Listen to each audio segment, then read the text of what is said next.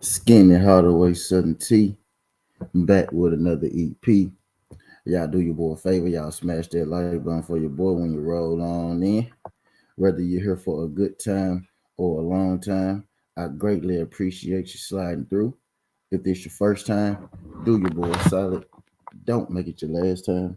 Hit that subscription button as well. We talk this good boxing, sports, parlays, predictions, MMA, football, basketball, professional, amateur, collegiate, every single day, not just today. Today, wake up, y'all. Wake up. We here with the Wake and the Boxing EP special Friday morning edition. We coming off Thursday night fights, right? We had a Thursday night title fight last night. Shakur Stevenson versus Devin De Los Santos. We also had Troy Isley in action, right? We had Brian Norman Jr. in action, right? We had Floyd Diaz in action, right?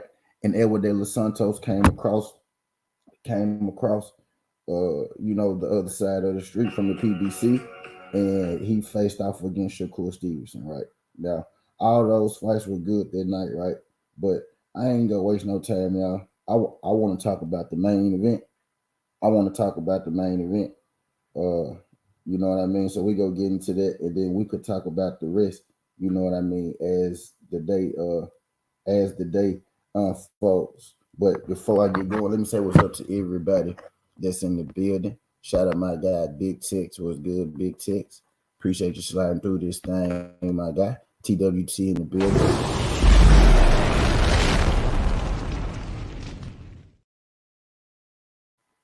Appreciate you sliding through. Shout out my guy Josh. My guy Josh Sanders. Appreciate you sliding through this thing, man. TWT is in the building.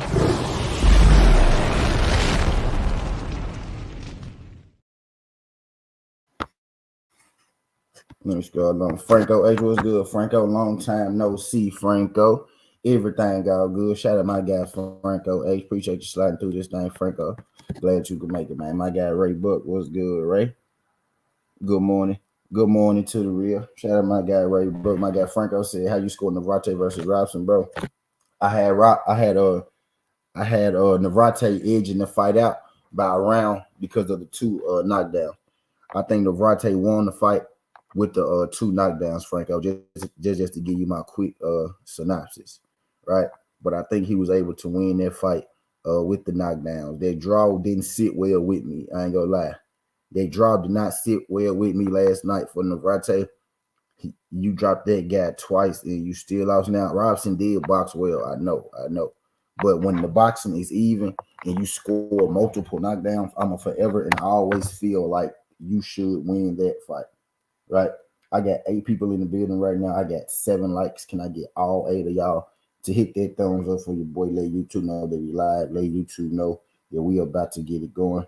Let YouTube know where you at. That you in the let YouTube know where you at. That you in the place to be.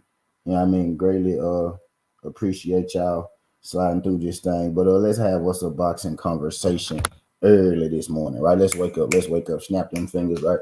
Everybody wake up, right? It's time to wake up. So we going straight to main event. We'll talk about we'll talk about the co-main. We'll talk about the co-main. We'll talk about, the fights. We'll talk about the fights before that and all that good stuff. But I want to get right into this main event because in the main event I saw something, right? I saw something. I saw something right now in the lead up to this fight. Now, lead up to this fight, we did a whole lot of talking about Devin Haney, right? So I don't feel no kind of way. Normally, I'd be like, "Why y'all talking about another fighter when it's this fight today, right?" But since it's Shakur Stevenson, right? You like talking about other fighters, right? On other fighters' days, right? Since it's Shakur Stevenson, you like hopping in the ring when Devin and Lomachenko fighting and making the moment about you, right? And since it's Shakur Stevenson, the whole lead up to this fight, right? You had y'all talking about Devin and what he did and what he didn't do. Did he take the fight? Did he send a contract and whatnot? So I'm gonna keep it on the exact same basis. I'm gonna keep it on the exact same basis, right? So Shakur had a lot to say about Devin's Haney performance versus Lomachenko. I'm gonna say that again. I'm gonna say it again slow. Shakur Stevenson had a whole lot to say about Devin Haney's performance versus Lomachenko, right? So what we're going to do is we're going to compare that. We're going to compare, right, Lomachenko's performance to Shakur Stevens' performance. I think it's only right, right? I think it's only right. If Shakur Stevenson can't, Shakur Stevenson feels, comfortable enough to hop in the ring, talk about Devin fighting that he lost, well, goddamn, we most definitely can talk about, Devin Haney on his day and how we feel about his fight, right? But I digress. They said Devin may look better in spots, but he also looked worse. Shakur really is defense first and doesn't like to trade. If you're a big puncher, yeah, he doesn't like to get hit. He's afraid to get hit. He's a boxer and he's afraid to get hit. Think about Floyd Mayweather. Floyd Mayweather was never afraid to get hit. You just couldn't hit. You know what I mean? Floyd Mayweather. What's good, Josh? My guy Josh said is similar to Kambosos' one. Now I don't think so, Josh. With all due respect, Josh, I don't agree with that, Josh. No, I don't agree with that, Josh. Haney clearly outboxed Kambosos from start to finish. Clearly outboxed him from one bell to the end. There was nothing clear about that fight last night, man. I think Edwin De Los Santos won. It was nothing clear about that. You knew there was no chance that Kambosos stood against Devin Haney that night, and it looked like that in the ring. Last night, that wasn't the case.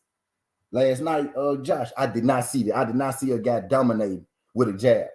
Last night, I saw a guy timid, only throwing a jab. It's a difference. You know what I mean? It's a difference. Devin Haney dominated Kambosos with that 1-2, 1-2, 1-2, 1-2. Shakur didn't dominate this fight in no shape, form, or fashion. You know what I mean? He's out here and did a jab like T, respectfully.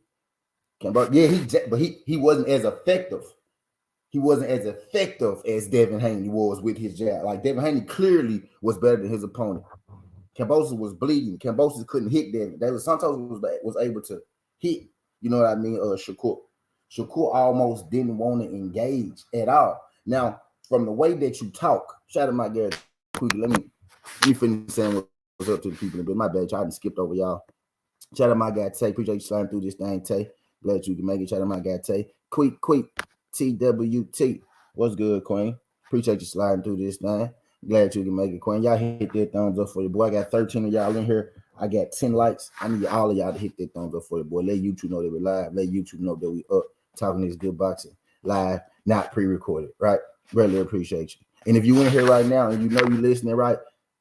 You ugly motherfucker, you hit my like button too. You know you in here listening. You probably in here listening to me, right? Preparing your live on some hating ass shit, or you probably about to share your boyfriend live just so you can try to get the attention off my shit. Hit that thumbs up for me. Hit that thumbs up for me while you in here, you ugly motherfucker. But I digress. Shout out my girl, Queen. Appreciate you sliding through. OTB. Hold on, wait, let me drop the flames for the game. What's good, Queen?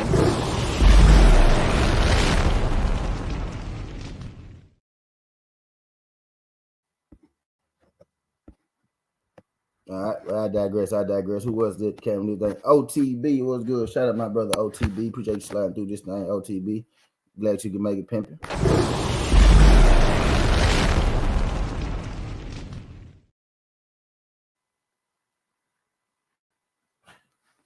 Right. But I digress. 1-2 pivot was good. 1-2. Appreciate you sliding through. My guy 1-2 pivot. Appreciate you sliding through. Let me drop the hammer for my guy 1-2.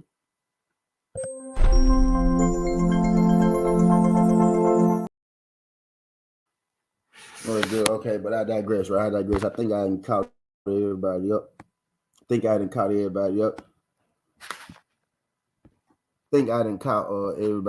Right. Facts. Again, neither guy was over. Neither guy did too much, right? But Shakur was on his back foot all night. Edwin De Los Santos, at least at some point, he tried to give us a fight, man. Shakur never engaged with Edwin De Los Santos, man. It's like, bro, y'all mad at Devin. Right? Y'all say Devin performance looked worse because he got hit by Lomachenko. Devin actually fought Lomachenko. He went and won his fight. He went and made it a fight. Shakur knew that if I get to the scorecards, I'm not losing this. I'm not losing this fight. Shakur knows if I can get to the scorecards on my show and I'm the A side, I'm not losing this fight. I think at some point Shakur settled in on it. Shakur settled in on the fact that I know I'm on top rank, right? I know that if I can get to the end of this fight, I'm going to win it regardless. Anytime a fighter gets, bro, these scorecards stated, bro, listen to these scorecards, yo. Listen to these scorecards. 116 to 114 and 115 to 113. Shakur is clearly the A-side fighter. There was a PBC fighter that came over to ESPN top rank, and he damn near got a win. You know what I mean? He damn near got a win off him in that close of a fight. Anytime you get a draw, anytime you get a fight that close, right? Anytime you get a fight that close on your network, you probably actually lost. Imagine if Shakur fought that same fight on a different network, right? It probably would have been a draw. You know what I mean? It probably would have been a draw if he fought that exact same fight. And I'm gonna stay on top of that. He fought that exact same fight. You know what I mean? He fought that exact same fight on a different network. That probably would have been a draw, or maybe he would have lost. You know what I mean? Or maybe he would have lost. My thing is, Shakur, I've been hearing all week how everybody's ducking you, how nobody wants to fight you, blase, blase. If I'm really, please, I had it a draw before round 12. If I'm really observing that fight, if I'm really looking at it, man.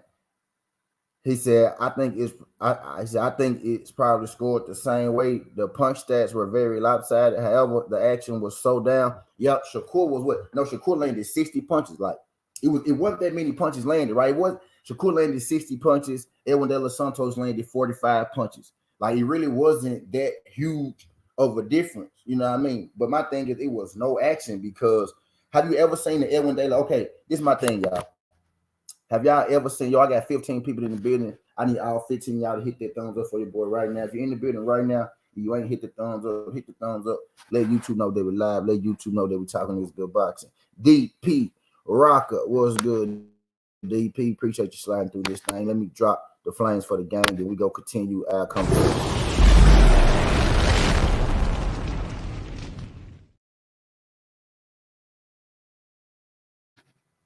Shout out my guy DP Rock. I put OTB up there. I meant to put a DP Rock up there. Shout out my guy DP Rock. Let me drop the flames again for the game. My bad. They're right.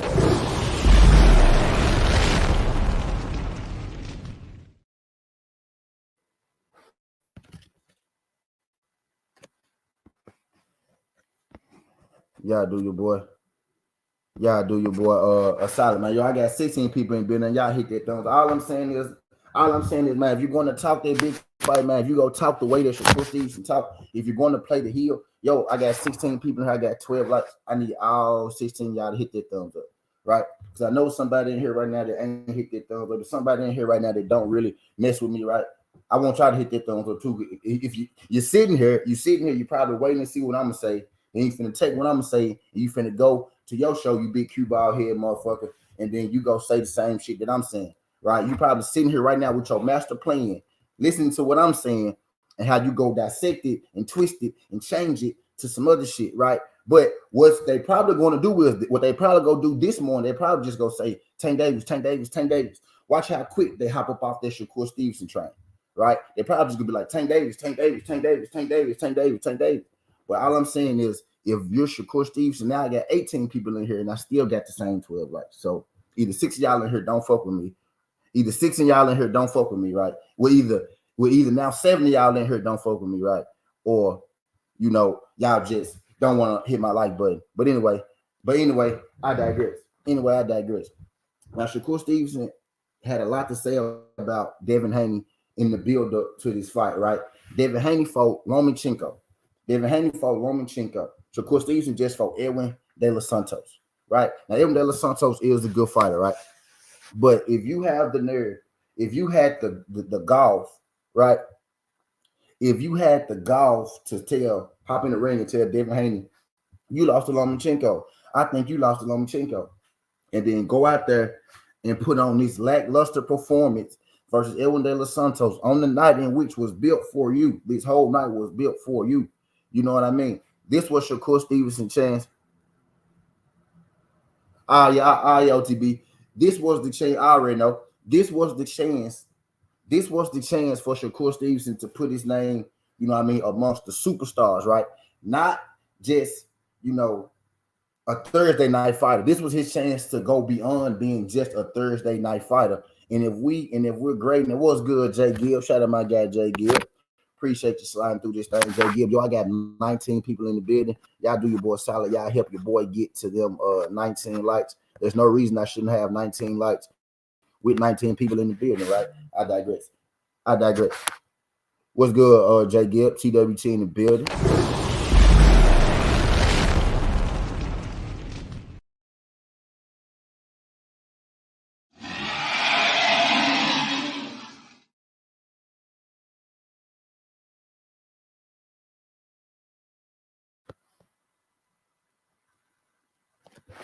Oh, okay, but I digress.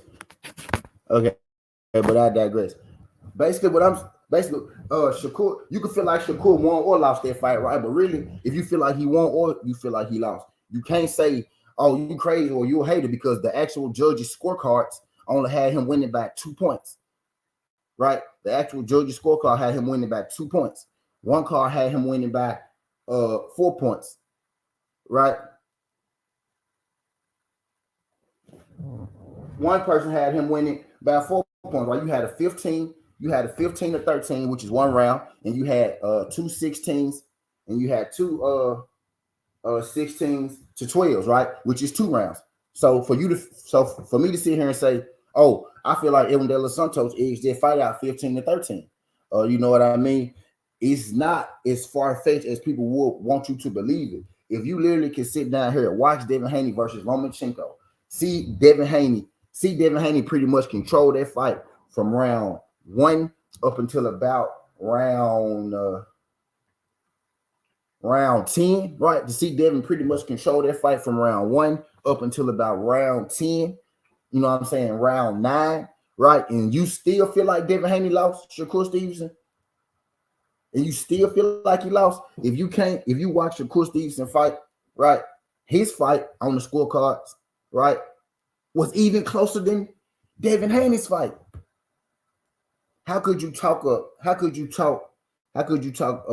Devin Haney's performance versus a top 20, top 15 pound for pound fighter, right? And then go out there and lay a egg like you laid an egg. You know what I mean? I don't ever want to hear nobody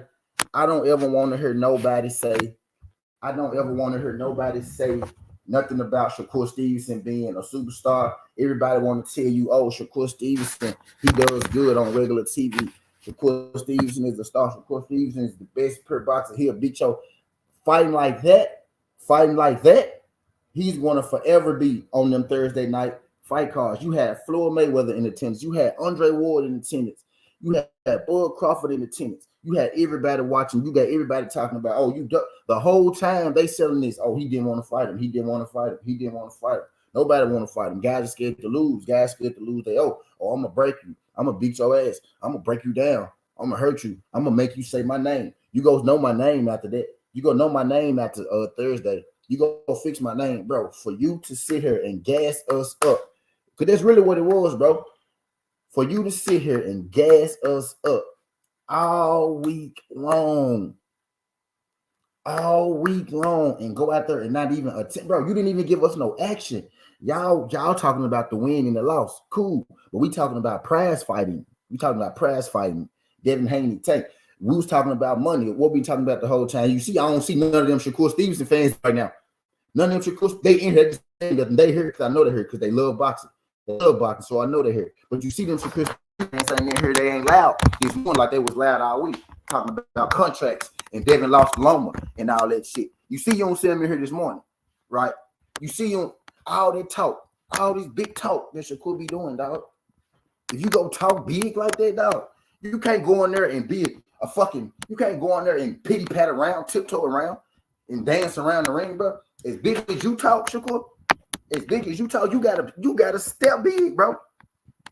You gotta step big, bro. You gotta be a big stepper.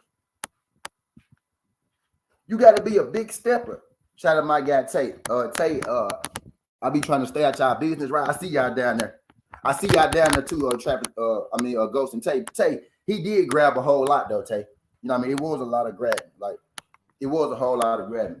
Him and Brad Norman, right? Him and Brian Norman did a whole lot of grabbing in their fights. But I want to keep it on the Shakur Stevenson, right? I want to keep it on his I want to keep it on Shakur Stevenson and his performance, because he had a lot to say about Devin Haney's performance over a much better Lomachenko. You know what I mean? Now, Edwin De Los Santos is a good test, right? He is a good test, right? But if you asking anybody, right, who's the better fighter, right? More accomplished fighter, right? More known fighter, right? He's Lomachenko. So for you to have all that to say about Devin Haney's performance against a better fighter, right? And then go out there and lay an egg like that, you know what I mean? That's a terrible look. Shakur dropped the ball last night. That's what he did. Shakur dropped the ball last night. Shakur had all eyes on him. Shakur had the whole world watching. He had Nas in the stands. He had Rakim in the stands, right? He had the whole world watching. This was his time. He jumped in there and he tried to steal Devin Haney's moment, right? He jumped in there. He tried to steal Devin Haney. He actually did steal Devin Haney's moment, because we've been talking about Shakur ever since then. He jumped in there. He stole Devin Haney's moment. He had the chance to bring it home. He had the chance to capitalize on it last night, and he blew the bag. He blew the bag. You know what I mean? He blew the bag, dog. You had to stay set for you. You had to stay set for you. Now you think people really go? You think after that performance, Shakur, you think after that performance, people go really believe that nobody wants to fight you, right? Pretty much what happened last night, bro, was Shakur showed us pretty much, man, that he's still the same old Shakur. And I don't mean that in a bad way, right? What I'm saying, Fizzle, Trap, shout out my guy Trap. What's good, Trap? Appreciate you sliding through this thing. Shout out my guy Trap. Let me say what's up to the people in the city, the right way, the game way. Shout out my guy Tay. Trap, what's good, Trap?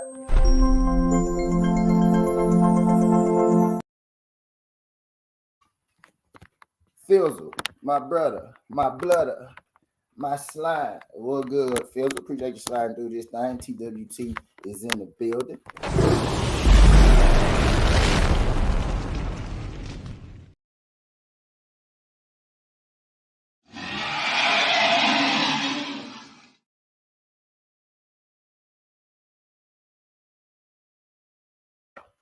But I digress, man. I appreciate y'all folks sliding through. Y'all hit that thumbs up for your boy. Let YouTube know that we live. Let YouTube know that we talking this good boxing early this morning, man. My guy Tay said, man, clinching is a skill, dog.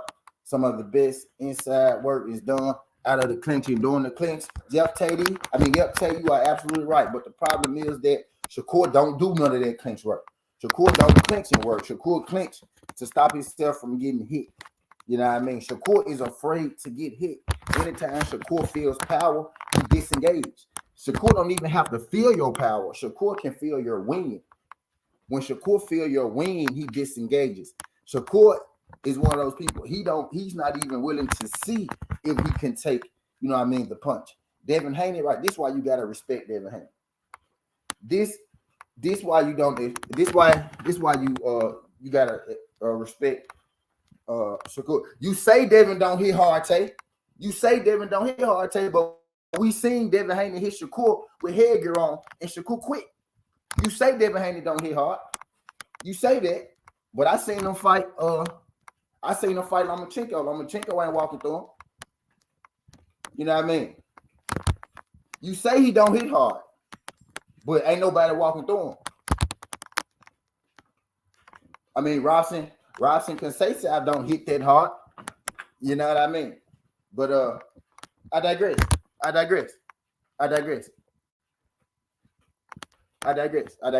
But to say Shakur Stevenson is the same, you know what I mean?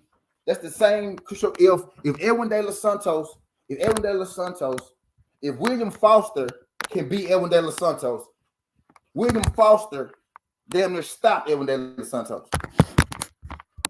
William Foster beat Edwin De Los Santos. So you telling me that William Foster can beat Edwin De Los Santos more conventionally than Shakur Stevenson can? You know what I mean? So you telling me you telling me William Foster, does William Foster punch harder than Devin Haney? Edwin De Los Santos, couldn't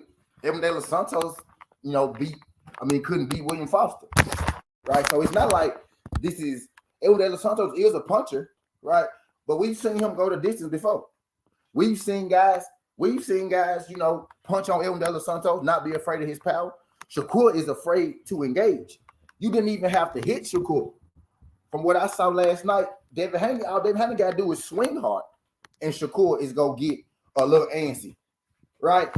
And I believe against Devin Haney, Shakur thinking, if he's thinking the way that a lot of, fans are thinking, Devin Haney don't got that much power, right? Shakur go get knocked out against Devin Haney. Because it's a reason Shakur knows something we don't know. Shakur knows something we don't, right? It's a reason he won't even engage. We saw Devin Haney. The thing is, Shakur don't want to take a hit, right? My guy Tay said he'll engage with Devin. Okay, he's going to engage with Devin.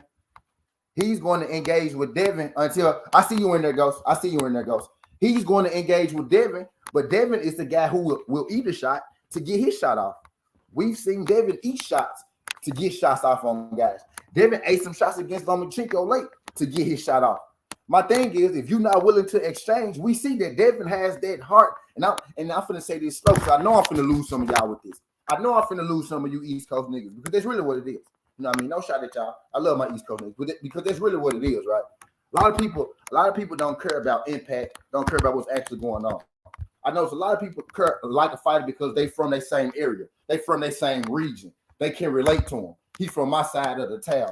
He from my part of the region. He East Coast, I'm East Coast. He West Coast, I'm West Coast. He from the South, I'm from the South. A lot of y'all like that, right? I'm not like that. I like good fighters. I don't give a fuck if you from goddamn London, because I love Carnegie B. Talk your ass off. You know what I mean? Talk your ass off. You know what I mean? But I digress. Shakur can't be. We seen that Devin Haney got the heart of a champion. We seen that Devin Haney will take a punch to get a punch. We seen that when shit get hard, Devin Haney go dig down. Devin Haney ain't go quit. Devin Haney is willing to lead the ring with a black eye. Devin Haney is willing to lead the ring with a busted mouth to get his goddamn championship win, to actually put his stamp on that fight. If Shakur is fighting Devin and Shakur is not willing to get a hit, to take a punch, to get a punch, if he's not willing to dig down, if he think he's finna sit on the outside all day long and just, win a fight against Devin, that's not gonna happen, because Devin is going to eat that shit and he's going to come to you and he gonna try to put that shit on you, right? You could be a damn good boxer. You could be a damn good, you could be a damn good boxer, right? But you got to have that heart of a champion. Nobody is questioning Shakur Stevenson's skills. What I'm doing today is I'm questioning Shakur Stevenson's heart. I'm questioning Shakur Stevenson's durability. I'm questioning Shakur Stevenson's chin. I'm questioning Shakur Stevenson's want to. I'm questioning Shakur Stevenson's dig down ability. I'm questioning Shakur Stevenson's dog. That's what I'm questioning. You can talk your ass out. You ain't never had to question Devin dog. Devin ain't never went in there fighting and actually. Bro, Devin has never went in there in the fight and didn't engage with nobody, right? Devin has never went into a fight and didn't engage. He said, "You East Coast, I far East Coast." You know what I mean? Like, Devin has never went in there and didn't want to engage with somebody, bro. When have you ever seen people say, "Oh, Devin is boring. Devin don't got no power." Even when people were saying Devin was boring, they were saying Devin was boring because Devin didn't have power. Devin was still punching on motherfuckers. Motherfuckers just weren't going to sleep. But talk your ass off. Devin is always punching on motherfuckers. You know what I mean? Always. Shakur will feel fucking punch win. All you gotta do is throw hard at Shakur. He's not even gonna step into it. Shakur knows something that we don't know about himself. Shakur knows that Shakur probably can't take a fucking punch, because that's the only thing that it could be at this point. You can't take a punch. You know what I mean? Shakur is a pretty boy. He's a pretty boy. He don't want to get hit. He don't want to get hit at all. He don't want to get hit at all. If you If you put that pressure on Shakur, he's going to go into retreat mode, right? He's going to go into retreat mode. I bet you Shakur Stevenson, he said, you look at Shakur, mean, and he go crazy. Shakur Stevenson is one of them dudes, right? When he about to fight, somebody, he just bag all the way up. He just keep bagging all the way up until the dude get tired of walking forward on him, right? That's what Shakur did last night. He just bagged all the way up. If it wasn't a ring right there, Shakur Stevenson just would have bagged his ass all the way up to the house. He would have been at the house. He would have been at the house about time, you know what I mean, the actual fight started. You know what I mean? You can't come out there and lay an egg like that. How you let us build a date for you? You come out there and you win this fight 16-12, 15-13. How you gonna talk all this shit about Devin Haney, bro? Devin Haney fought Lomachenko, top 15 pound for pound fighter in the world. You had so much to say about his performance, right? Look at the performance. Julian Burwell, what's good, Julian? Julian Burwell, do your boy a favor, Julian. Y'all hit that thumbs up for you, boy. I got 20 people in the building. I got 17 likes. Can I get all 20 of y'all to hit that thumbs up for your boy? I know there's other people live right now. I know there's other people about to go live. I know some of y'all at work. Shay, girl, what's good, Shay? Let me drop that helmet for Shay. I see you just crossing this thing. Shay, girl. Shout out my girl, Shay, girl. Just sliding through this thing, Shay. Glad you can make it, queen. Glad you can make it. You ain't T-Dub-T, but you need to be.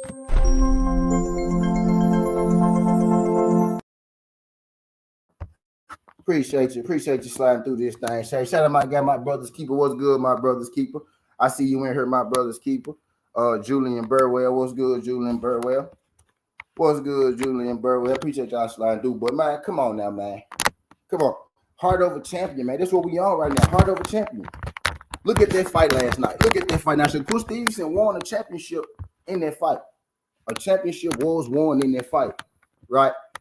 But look at that fight, man. Can we really say that Shakur Stevenson? Can we really say that Shakur Stevenson showed the heart of a champion last night, right? Y'all want to knock Devin. Literally, everybody in here talking about, oh, Devin lost. Devin lost to Loma. He got punched and yada, yada, yada, and yada, yada, yada. But guess what Devin did, man? Devin showed the heart of a champion. Devin showed the heart of a champion against Lomachenko. This dude, and Lomachenko was actually a former multiple division, multiple time champion. This dude, Edwin De Los Santos, a good fighter. I believe he's a good fighter, right? Now, that ain't what everybody was saying beforehand. Yeah, y'all see. Now, what? Now, matter of fact, I'm gonna call that name because that was her the other day. So, and I know they watching because these my niggas, Big Dog Willie and Demetrius Wright. You see, Big Dog Willie and Demetrius Wright ain't in this motherfucker this morning, right? Because me myself, I knew Edwin De Los Santos was good. I didn't think Edwin De Los Santos was gonna make Shakur Stevenson look like that. You know what I mean? I didn't think he was gonna make him look like that. You know what I mean? And you had some people who didn't even feel like Edwin De Los Santos was that good. You got some people who feel like Edwin De Los Santos was a basic fighter. You know what I mean? Right? So Shakur was supposed to put on a master class. You got everybody saying, oh man, Frank duck Shakur, Devin duck Shakur, right? Everybody's ducking Shakur, and he go out there and fight like that. Y'all making it real hard for me to believe. Y'all making it real hard for me to believe. Y'all making it real hard for me to believe that everybody was ducking him, right? Right, heart of a champion, man. That's what we on right now. So, Shakur Stevenson, you can't fix heart, man. You can't train in the gym and get heart, right? Yeah, you be stopping them dudes. You be stopping them regular dudes. I noticed it. You be stopping them regular dudes, Shakur. But when you step up in competition, you don't get them stoppages like that. When Shakur Stevenson step up in competition, he don't get them stoppages like that. When Shakur Stevenson step up in competition, right? It leaves a little to be desired. You know what I mean? It leaves a little bit to be desired every time. Right? Against Robson Conceição. Some people thought he could stop Robson Conceição. You know what I mean? He didn't. Right? And last night against Edwin De Los Santos.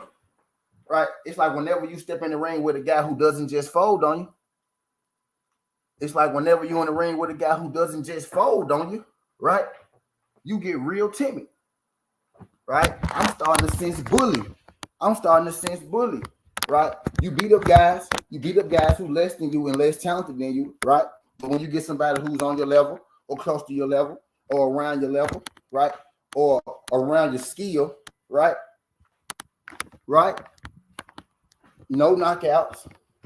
You tiptoeing around the ring and you're not engaging.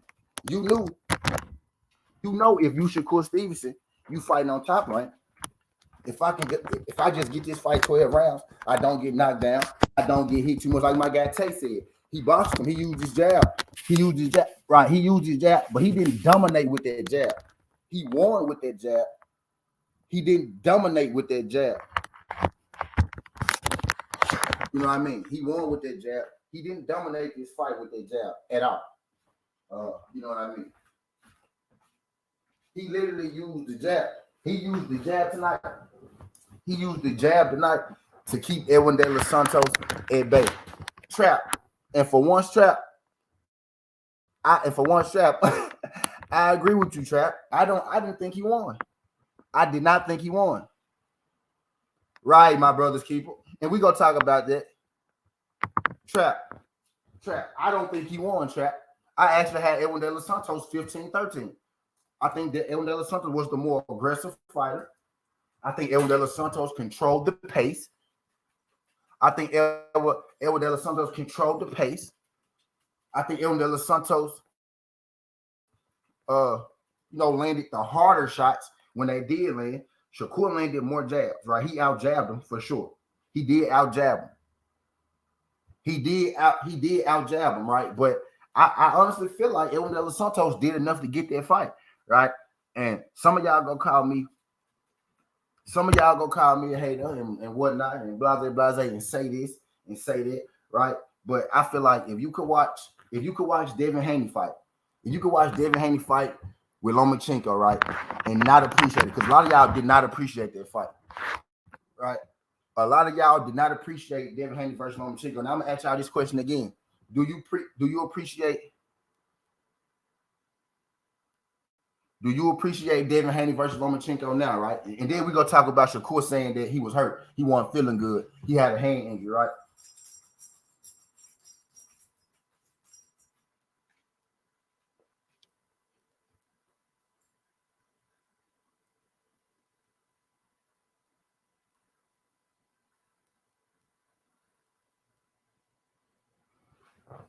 Right. Do y'all appreciate the Devin Haney fight now? What was a better fight? Was Devin Haney versus Lomachenko a better fight? Or was Shakur Stevenson versus Edwin De Los Santos a better fight? Because when we got a back and forth fight, right? Yeah, I'm finna get on y'all ass now. When we got a back and forth fight, right? Right? Devin Haney versus Lomachenko, right? Devin Haney, some people feel like Devin Haney was controlling with his boxing. Right, some people feel like Lomachenko was winning with his aggressiveness, right? But when you got a back and forth fight like Devin Haney and Lomachenko, y'all come out here and y'all ripped it apart. Everybody ripped that great fight apart. We live in the day of boxing, right? You will see a guy go back and forth. You will see two guys with two black eyes, right? Lomachenko and Devin Haney, and you will rip that fight apart, right? But you will see goddamn Shakur fight Edwin De Los Santos and literally run the whole time. Yeah, I'm one of them today. He ran, bro. You fucking ran. Shout out my guy D Free, TWT. Appreciate you sliding through this thing. Glad you can make it, bro. The TWT in the building.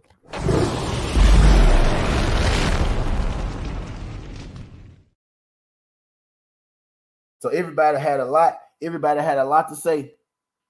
Everybody had a lot to say about Devin versus Loma, right? So was this the kind of fight you would rather see, right?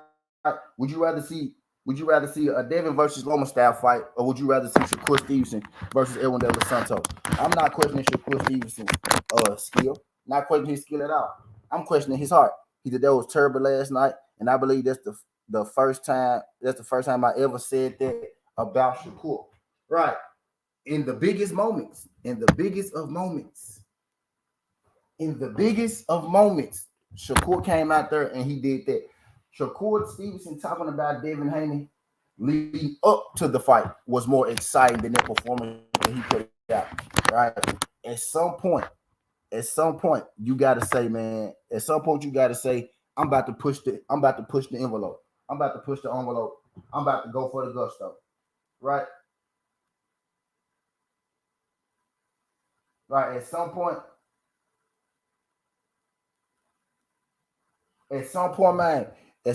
You gotta put your. At some point, you gotta put your nose down. You gotta go win that fight. Shakur knew that he was never in any danger of losing that fight.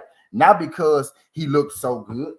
No, Shakur knew he wasn't in any danger of losing that fight. Not because he looked so good. Not because he was dominating with his jab like Devin Haney was against Cambosis. Right, right. But because he knew that he was in no danger of losing that fight, because he know if I do just enough, if I do just enough,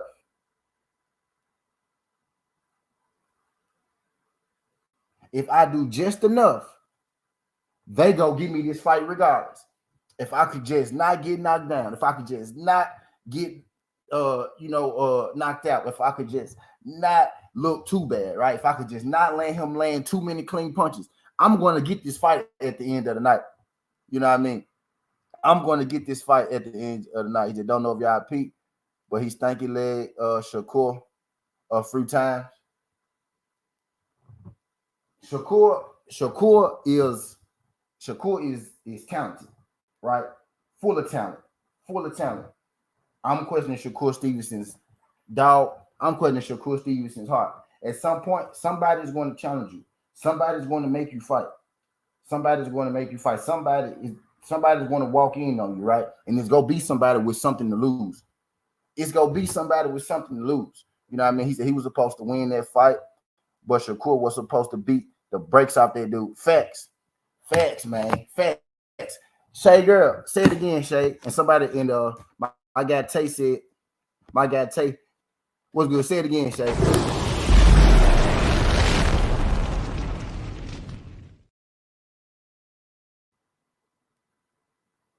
Right. And my guy Tay came in and said, Devin don't got no power. Shakur will exchange. Well, did you see them body shots that Devin Haney was putting on Lomachenko? Y'all on everything, bro. Before that fight last night, I was a little worried. Before that fight last night, I was a little worried about the Shakur and Devin situation, right? But now, I'm more confident. Like I'm more confident, like in the winner of that fight. At first, I really didn't. I wasn't leaning away. I may was even leaning Shakur just a little bit, right? Now, Shakur don't got the heart. Shakur don't got the heart.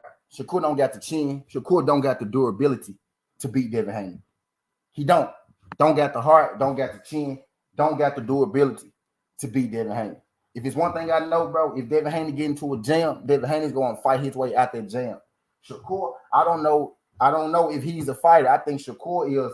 You know what Shakur is, y'all? And y'all gonna hate this. Y'all ain't gonna like this. Y'all ain't gonna like this. Shakur Stevenson is Amir Khan. He's Amir Khan, but he ain't got his chin touched yet. You know what I mean? And he may not even be Amir Khan because Amir Khan wasn't afraid to engage. Amir Khan will actually engage, and if you touch his chin the right way, he just went to bed. But he was never afraid to engage with anybody. You know what I mean? Shakur Stevenson won't engage with you if he feel like you threw a shot that's too hard at him. If you hit Shakur Stevenson with a shot that's too hard, he's not going to engage with you. You know what I mean? He's not going to engage you. And it's not the same thing. What Shakur Stevenson did is not the same thing that Floyd Mayweather do, right? That was not the same thing that Devin Haney was doing, right? What Shakur Stevenson did last night was he knew that if I don't take a whole lot of chances, I'll be able to get this fight because I'm A-side. You know what I mean? I'm A-side. Most definitely, if I'm Shakur Stevenson at this point, I'm staying far away from Tank because Tank just go walk through that shit, throw heels, and he go put you up out of there. If I'm Shakur Stevenson, right, I'm checking myself. I'm checking myself on that Devin Haney thing because I got to ask myself. I saw Devin Haney did that. I saw Devin Haney, you know what I mean, take some shots and keep trucking. Am I going to be able to take his shots and keep trucking? And you can say what you want. Devin don't get power, don't get this, don't get this. Well, he got more knockout than Shakur Stevenson, right? He got more knockout than Shakur Stevenson. I'm not one of them people. I'm not one of them people who just go listen to the media say Devin don't got no power, and then I watch him fight Lomachenko, and I watch him bend Lomachenko over backwards and forwards, all kind of good shit. You know what I mean? That whole fight. I'm not gonna say Devin don't got no power, and I watch him damn near, and I watch him damn near close and black Lomachenko eye, right? You know what I mean? For Devin not to have no power, these dudes show just ain't pressing them out, punching on them, beating them down, right? Even JoJo Diaz, right, who tried to walk through the power, got touched up. You got Lomachenko, who tried to walk through the power, got touched up. You know what I mean? So in worst case scenario, Devin Haney loses to points on Shakur Stevenson because it's just an outside battle. That it's just an outside battle, right? Boxing match. But we know Devin has that dog in him. At some point, if Devin feel like he's losing, Devin is going to challenge Shakur Stevenson. He's going to put that pressure on him. He's going to start attacking that body. He's going to take a little bit to give a little bit because we seen Devin do it. I'm not questioning Shakur Stevenson's heart. I'm not questioning Shakur Stevenson's talent. I'm questioning Shakur Stevenson's heart. I'm questioning his desire to go get it. I'm questioning Shakur Stevenson's ability after he take a shot. Is he going to go and still win that fight? O'Shaquie Foster in his last fight, he took some shots. He had to take some shit to go win, to go win his belt. Right? Devin Haney against Lomachenko, he had to take some shit to go and win his belt. Right? You know what I mean? It's gonna be one day. It's gonna be one day, right? It's gonna be one fighter that Shakur that's going to hit Shakur, and Shakur still has to answer that question, man. He still has to answer that question. Where exactly is his chin, and is he really? And is he? Where exactly is his chin, and is he a fighter, right? And is he really? Is he really? I don't want to say the wrong thing, right? But Shakur got to ask himself: Is his chin? Is his chin good enough for that fighter who's not going to be afraid of his offense? And he got to ask himself, at this point, looking at Shakur, he got to ask himself, is this really what I want to do? Because I see a guy who's afraid to take a hit. And if you're afraid to take a hit, that's not going to bode well for you because somebody eventually is going to figure that out. You're going to eventually run into,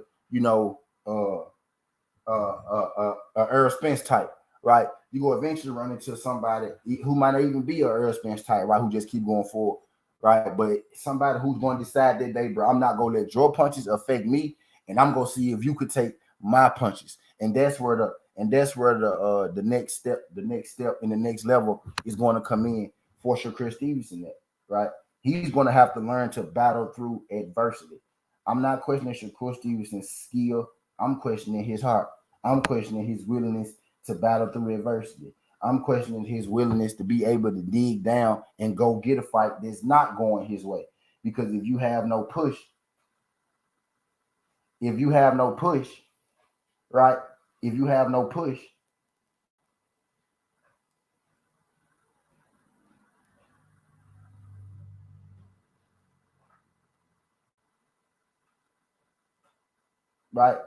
no push, if you have no push forward, right? If you have no wherewithal, right? If you have no, if you have no, I'm gonna go get it. Then Shakur, how you plan on winning that fight? Because I don't see with the way that Shakur Stevenson fought last night. And after we shut this down, y'all, we coming back live because we got to make our best for the day, right? But after that fight last night, I don't see Shakur Stevenson beating Devin Haney with that kind of style. I don't see Shakur Stevenson being able to beat Devin Haney with the way that he boxed yesterday. I don't see Shakur Stevenson beating Gervonta. I don't even see Shakur Stevenson being able to compete. I don't even see Shakur Stevenson being able to compete with Gervonta Tank Davis and Devin Haney the way that he fought last night. Now, Edwin De Los Santos is a great fighter. I'm not saying he's not a great fighter, but if you're going to rip apart Shakur Stevenson, if you're going to rip apart Devin Haney's Lomachenko performance, if you go rip apart Devin Haney's Lomachenko performance, you can't come out there. You can't come out there and perform like that. You just can't come out there and you just can't perform like that, bro. Like you had everybody watching you. This was the perfect time.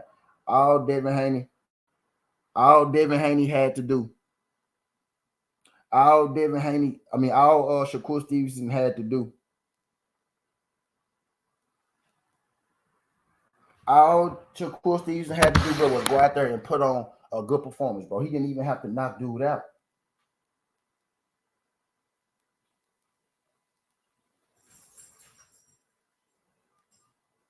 He didn't even have to knock dude out, man. But that man literally he went out there and he did the worst possible thing that he could have done. He reverted back to the way that he used to fight. He reverted back to the way that he used to fight all those years ago. If you could put the thought, if you could just put the thought in Shakur Stevenson's head.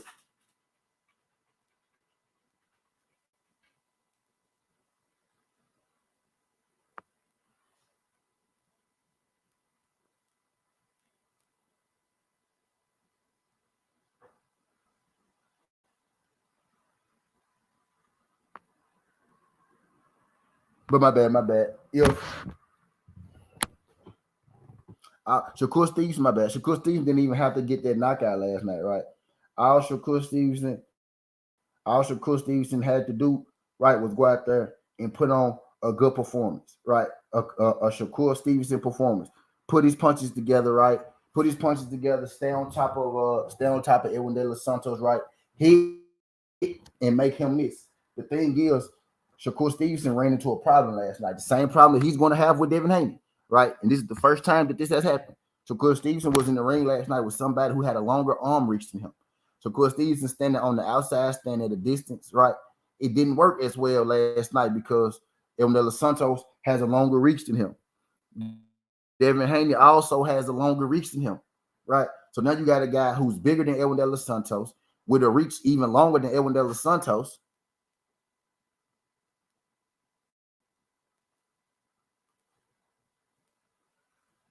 Right?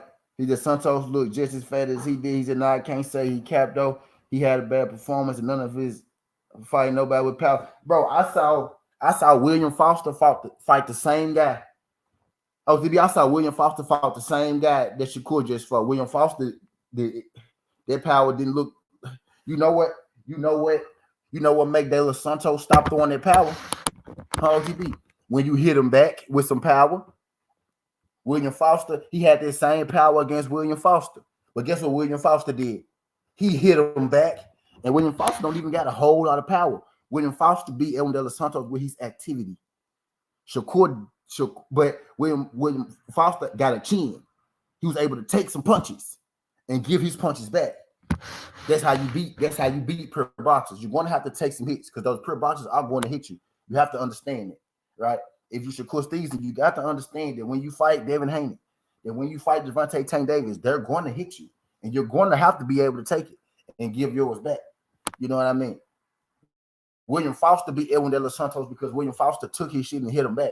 He had Edwin De Los Santos put his hands in his pocket. You know what I mean? Shakur Stevenson don't want to get hit. He doesn't want to get hit. He's afraid to get hit. He's afraid of contact. He's afraid that his chin isn't going to hold up. Shakur Stevenson does not have that heart of a champion, man. That push through. He don't got that push through.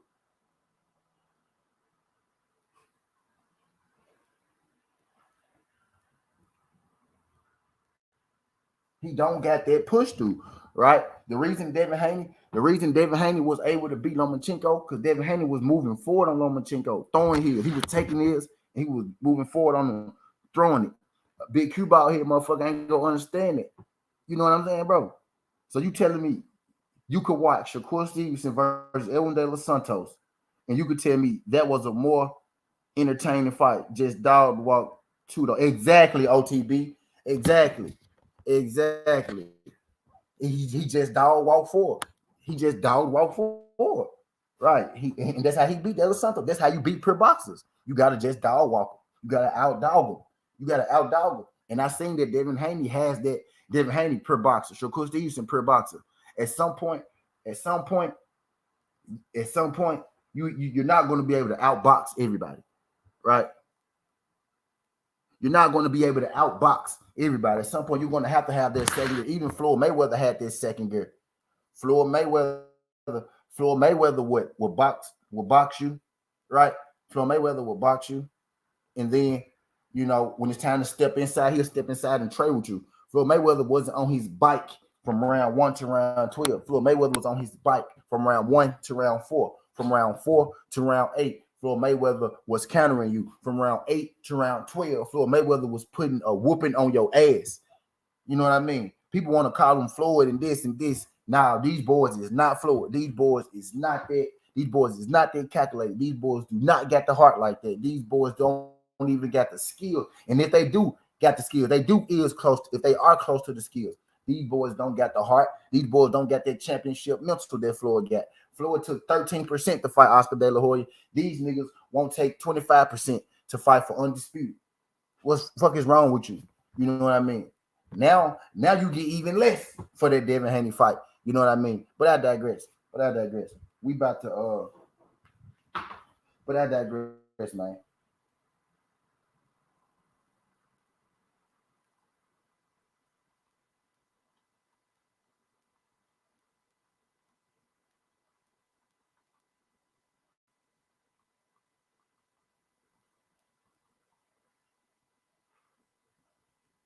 My bad, but I digress, man. He said he was trash on the front foot. De Los Santos back to the drawing board as well. De Los Santos younger than Shakur Stevenson, y'all. De Los Santos is younger than Shakur Stevenson, y'all. I'm finna drop this thing in here for y'all, man. Y'all can come up here if y'all want to rap. I was gonna get off, but I ain't gonna get off. So I'm finna go ahead and make my best. It's boxing this morning. It's Bellator later on. It's college basketball at 10. So I'm about to get in. I'm gonna drop this thing for y'all. I don't know if you're still in here, Trap.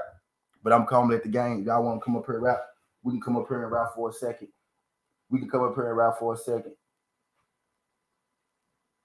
If y'all want to come up here and rap, nobody should ever shit on Floyd at all anymore. De Los Santos thought he was in the dance battle with his goofy moving. That was stump the ring. Exactly. That ain't the first time, right? And that ain't the first time.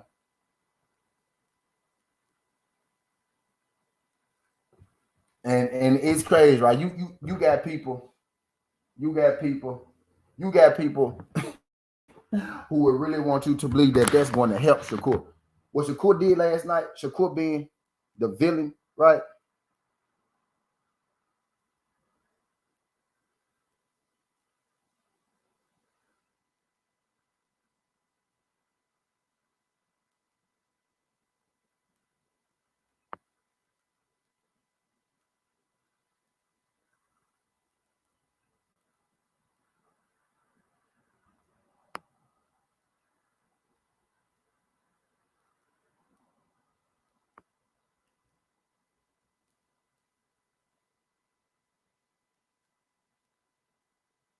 You can't be a running villain, dog. You gonna lose interest. How you gonna play the villain? You can't be big and bad. And you get in the ring and you fight like that.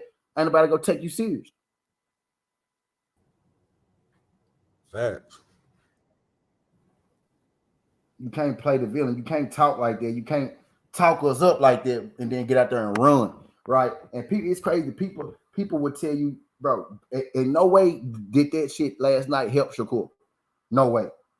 If anything, it reverted him back to now we go believe less of what he say when he talk that damn shit. We gonna believe less of what he say when he talk that tank shit. You know what I mean? For the simple Man, he fact, don't need to say none of their names. for real. Don't need to He say need to nothing. leave their names out his mouth, bro. Real talk. He need to focus on the gym, dog. He need to get in the. He need to get in the gym, dog. Yeah, you still got some boxes to check up. You still got some boxes to check up. And them boxes ain't boxes that unfortunately neither one of them other fighters that we naming, we know Teofimo Lopez gonna take a punch. We done seen him go down, get up, you understand, take an actual loss. He done lost all his straps and still had to rebuild himself. You understand? So when it come to that hard shit that you was talking about, T, you hit the nail on the head, man. And I said that a while ago. That's what scared me was if you go back and watch the Nakathila fight, in the interview, he say the shit. Like, they say, why you get on your horse? He say, because he hit me and I ain't like how that felt. So I figured the smart thing to do was to get on his horse. So to me, I kept saying, like, damn, what's going to happen next time he get hit? He going to ensure that he ain't going to get hit. And that's going to be his downfall. You try not for some shit to happen, then we know what you going to do when it happen. So shit, he need to put his foot in the tire every day when he go in the gym. Ain't no more boxing from, ain't no more working on controlling the line. Get him in a tire with people that's bigger than him. Period. 1 foot in, 1 foot out. Yep. So he can get over that fear, that fear of getting knocked out. Because that's what I know what it is. That's what it is. He got a fear of getting knocked out. He don't want to get knocked out. He don't want to get hit too hard. He don't want to get wobbled. He don't even want to take the chance. He don't even want to go to the room. You know what I'm saying? He don't want to even chance it because he don't believe in his ability to come through. That's what it is. You know what I mean? He don't that boy to Philly or Ohio, man. I'm just saying, he made Jersey look real sweet. Y'all don't hold this man accountable, man. And we ain't never said that. We ain't never said that De Los Santos wasn't a good opponent. We ain't saying that, you know, we asked Shakur to challenge himself and he did, right? But what we saying is you didn't even challenge yourself, but you didn't even, there wasn't a fight, bro. What you did was you went in there and you knew if I got to 12 rounds, I'm gonna win this fight. He knew if he got to 12 rounds, he was gonna win this fight, bro. He knew that much, just like everybody else did. If that shit went 12 rounds, we knew that much. And that's a loss. And that's in actuality, that's a loss. If you the A side, bro, that's a loss last night if you Shakur. Because it really was supposed to be a drop. But they gave you the win because you Shakur Stevenson and you fight on top rank. You have Floyd Mayweather in that goddamn arena, bro, ready to sign you. You have Floyd Mayweather ready to sign you, change your life, my nigga, and you laid an egg. You laid an egg, bro. After all that cat, bro. After all that goddamn talk, I just knew Shakur was, bro. He talked like he's an aggressive fighter, and he's not. I need for you to humble yourself, bro. You gotta humble yourself, dog. Hey, no, dog, get that boy like that, G. What's good, my brothers? What's good, Fizzle? Hey, what it do? Bizzle, Tizzle, and Frizzle. Man, me and you had talked about that after he fought Nakatila. Me and you was on, we was driven at home. I'm like, bro, you don't say that, dog. You keep that to yourself. Like, you don't tell nobody, yeah, he knew something I didn't like, so I had to get out of there. Wait a minute. No. I missed the defensive. No. I you know, like Quee say, I judge this is better than Floyd. No, you don't. No, you don't. He should have never said that. Never. But hey. Whoo, he got some shit to work on. What's good? What's good, people? Man, what you got on the D3?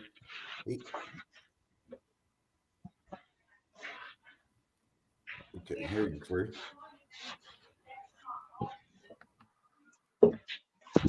Yo. But hell yeah, man. Hell yeah, dog. You can't. Yeah, that's the first thing. That's the first thing that I noticed, bro. I was like, bro, it ain't Shakur talent. It ain't his talent at all, bro. It's his heart. It's his heart, bro. That's exactly what it is. He's a man. Shakur heard that punch win. I know what he's doing, bro. Shakur heard that punch win, and he's scared, dog. He heard that win from the punch, and he just, oh no, I'm not even gonna get in there. I'm not getting into that. Hey, that's something that happens. That's not what fighters do, bro. Man, when you used to get in there with your little brother, yeah, you can get away with that shit. When you go in there with your big brother, your friend, your best friend, your neighbor, that's your age, you ain't getting away with that shit, man. That's weak ass shit. And now we have to gauge him differently. You gotta assess that talent differently. When you fight somebody, when you fight somebody who's willing to take your punch, to land their punch, that's gonna get Shakur in trouble. When he's willing to and at this point, I don't even think that they gotta be a hard puncher. I don't think Shakur can take punches in repetition. You ain't supposed to take them in repetition, right? But I think at some point, bro, somebody go hit him and he go hit somebody, right? And I think he go get the worst of it. That's how he go lose. That's how he go lose. Yeah. I don't think he had a chance. Richard Coleman, I think he know he don't got a chance. Exchange. No, I told everybody type shit. All week. I said this fight is gonna be a lot closer than what people think. I said Shakur is not gonna walk through this dude. I didn't expect it to be as boring as it was. I ain't never seen Shakur run around the ring, even with the fight that he had against Nakafila. He didn't run around the ring like that. That Yeah, man, that Nakafila ain't man, catching to the 11th, 12th round. Yep. right? He didn't run around the ring like that. I ain't never seen Shakur run around the ring like this. This fight right here, and I understand why he said, I'm not calling out nobody. I got to go back to the drawing board and I got to assess myself. I understand because he know for a fact he did not look good in that fight. He know that. Yeah, he even said that it was a bad performance. He said he wasn't gonna make no excuses. It was a bad performance. I know I'm better Hey, boxer than that. I'm a better fighter this the than that. second time though, y'all. When he had that performance against Nagatila, what he do? Come out apologizing. This is every time you don't have a good performance, you gonna go apologize to the fans. That's what it seemed like to me. Like as soon as they Nagatila, oh well, I apologize to everybody. I didn't come in my best. I didn't put in my best performance and all that. Yeah, because somebody got with you. Now you got another fight like that, and here you go apologizing again. I'm But like, I dog, mean, okay. even in that fight with Nakafina, he at least he dropped him. He ain't do shit to Yeah, he De Los stepped to Santos. Nakatila. You right about that. My No, Mm-hmm. question he to y'all he is, do y'all think that the Thursday night had an effect on everybody's performance? When you looked at Brian Norman, we all can agree he's a no much better fighter than that. Well, I felt like nah nah he was nah. a If better you fighter than that. The only fighter who really looked good last night was Abdullah. Abdullah. You understand? So do y'all think that the Thursday, shit, fighters be used to fighting on Saturdays when you have your no schedule, you understand? Not saying they have an Floyd effect like Diaz. ding ding Floyd ding. Diaz impressed me. Floyd Diaz impressed me off that layoff. yeah he Yeah, I did. agree with you there too. Floyd Diaz really good. I mean and Vargas both Abdullah and Vargas got a second round knockout. Well, Emiliano, you understand? I only like shit. I know he gonna be great. You understand? So Hey, I um Yeah, saw some with but Emiliano, y'all. I saw hey, some yeah, with him though, but I'm gonna let y'all go yeah, first, and I'm gonna tell y'all what I saw with Emiliano real quick. But go ahead. shit, but go see, ahead Go ahead, too. John. Go ahead. but the I thing saw is, some with the him. thing is with Brian Norman. If you look at his last performance, Brian Norman ain't looked that good in his last performance. He almost got rocked in that last performance. He got a gas tank issue. That's what I know from Brian Norman. He has a gas tank issue, and the dude that he was in the ring with him didn't press him enough to make that gas tank go empty. But Brian Norman got a gas tank issue. He's not used to going 10 rounds. I think this is his second 10-round fight. He got to get used to that because as you move up the ladder, you're going to be in there with tougher competition. He was luckily that the dude that he was in there with didn't press the action, because if the dude would have pressed the action like he did those last couple of rounds, Brian Norman might have been sitting on the canvas. Well, I went as far as to say he looked like trash. I thought him and Box Boy Troy looked like trash last night. When I really looked at them two, bro, I felt like they were much better, or Be either quiet. they were regressing in their talent. Be You quiet. understand? And I couldn't figure out whether I judged them too high then, or are you getting worse? Now, Troy. Everybody don't Hey, get better. in defense, my bad. Go ahead. Go ahead. Go ahead, T. Go ahead, bro. In defense to Troy, bro, he was fighting a real awkward fighter, bro. Like he was fighting a real awkward fighter. You know what I mean? Troy did. I think Troy did. I think he did what he was supposed. Troy engaged, bro. He used his good defense. It's just that the dude that he was fighting, that nigga would throw like 5 punch combinations. You know what I'm saying? Troy move. Bro, Yeah. Troy I hit him, agree move with you. He right was side fighting. step. Dude That nigga throw was 3 more punches. tough, Boom, boom, boom, and boom. he had a lot of pressure on Troy. But Yeah. Troy ain't got no better his last 3 fights. We done seen Troy, Troy. yeah, Troy have a defense problem. He don't know how to go from offense to defense. Yeah, He he leaves don't himself open. transition. He leaves himself open, and I've seen that in a few Yeah. of his I the say this, last bro. couple of fights. Troy been matched up. Go ahead, T. Troy been matched up harder than all of them prospects, bro. because bro, because he can't figure out if he can make 154 or if he can stay at 160. So yeah, I mean that's to nobody's detriment but Troy's, and he's short for 168, and he for real short for 160. You understand? But he can't make 154. So shit. Yeah, and I was about to say it's a lot of bigger punchers in the weight class that he in. So it's going to look a little different because the other prospect that's at 35, it ain't a lot of big punchers down there. So they can look better in the ring because they're not dealing with guys with a lot of power. There are a few guys that got power, but not a lot. In the case of Troy, he's dealing with most of the guys at his weight class got power. So it's not going to be the same because he's going to be worried about what's coming back.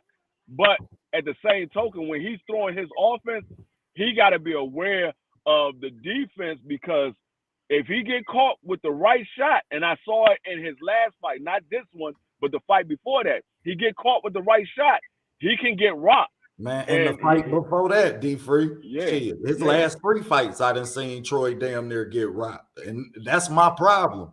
That's half of the year. You understand? You an Olympic pedigree boxer.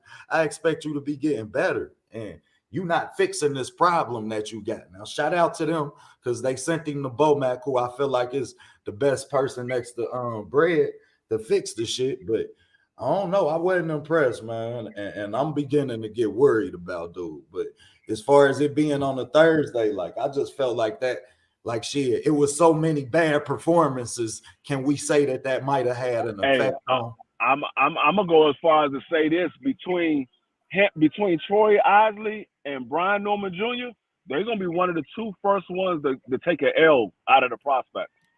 They're gonna be one of the 2 that's gonna take an L first. I don't see Vargas. I don't see Vargas taking an L. I think Duke Reagan already lost, but that's just my opinion. No, I'm not talking about. I feel you. I think he lost that fight too. Yeah, I think Reagan lost as well, but I didn't have Reagan as one of the top prospects. I mean, I know a lot of people was making a buzz around his name, but when I saw him, I never had him as one of the top prospects. Man, well, we talking about Duke. I don't know what the fuck they doing in Colorado. He was actually D-Free. He was actually like the top prospect though. He was actually like number 1. He was ahead of Shoo. That was like 1 and 2. Yeah, he was ahead of Shoo and all of them. That was like 1 and 2. That's what that tells you. They don't know shit about boxing. Nah, hell nah. You can't say that. Hell nah. Don't do. I ain't gonna do Duke like that, man. I'm gonna just say, Duke.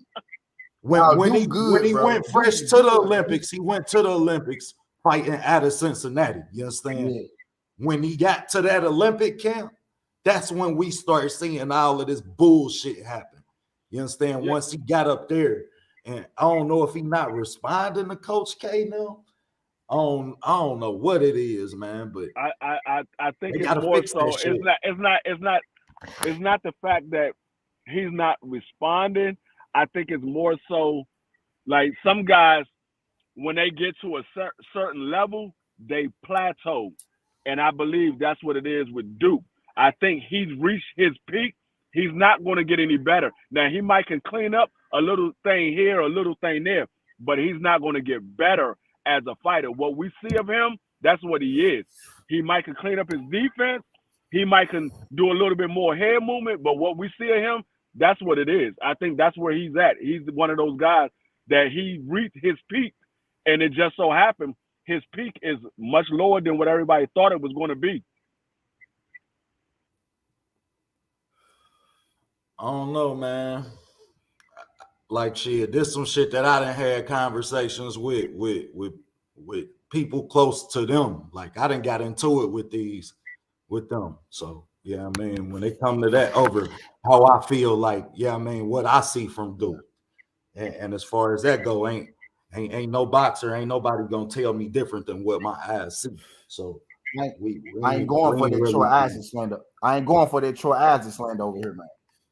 Hey man, hey, you know me. Hey, if I told Duke them today, y'all gonna get out. Y'all gonna get up off Detroit, dog. Y'all getting up off Detroit. Hey, Hey, you know OTB. Hey, bro, we ain't gonna sugarcoat nothing. He looked like shit, and I'm So I scared. met Troy. I bet, bro. I just seen Troy Ashley fight twice now in person. I met him in Atlanta in the concession. He was standing outside in the hallway. I said, "Damn, dude, look like Troy Ashley." He had a gym bag. I said, "It got to be Troy Ashley." I looked at him. I said, "Troy Ashley." He said, "What's up?" I said, "Nigga, I knew that." I said, "Nigga, I knew that was you." I said, "Nigga, I knew that was you."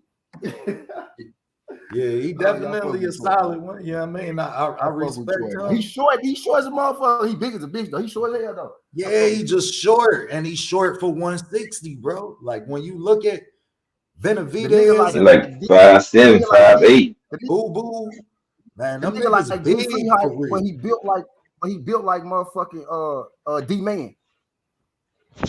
And that's why. That nigga Troy Ozzy shorter than me. That nigga ain't my Bro, height. He like 5'8". That nigga he like 5'7", 5. He like 5'7", 5'6". He is a little short. Man, he need that Mike He about 5'8". That's about it. No more than that. He need that Mike Tyson butterfly style, where he could keep it tight, close the distance. You understand?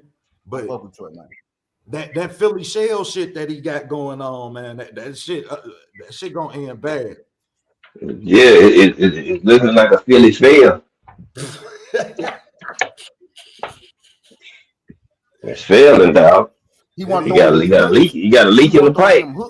I like your shirt. Mm-hmm. They gotta brush that shit up. But, hey man, we supposed to be talking bad about Shakur today, not Troy. No, I'm just playing. He do though. But also give him some credit though. Give him some credit, bro. Hey, give Troy some credit. That dude beat Julian J. Rock Williams, and that dude beat what's the boy name? Devin Haney, security guard. Truck. He beat Truck Simpson. Oh yeah. Yeah, but see what I will say about Troy Ozzy. Troy Ozzy do got a beard though. He do got a beard because I've been seeing him get hit with some flesh shots and he be walking through them.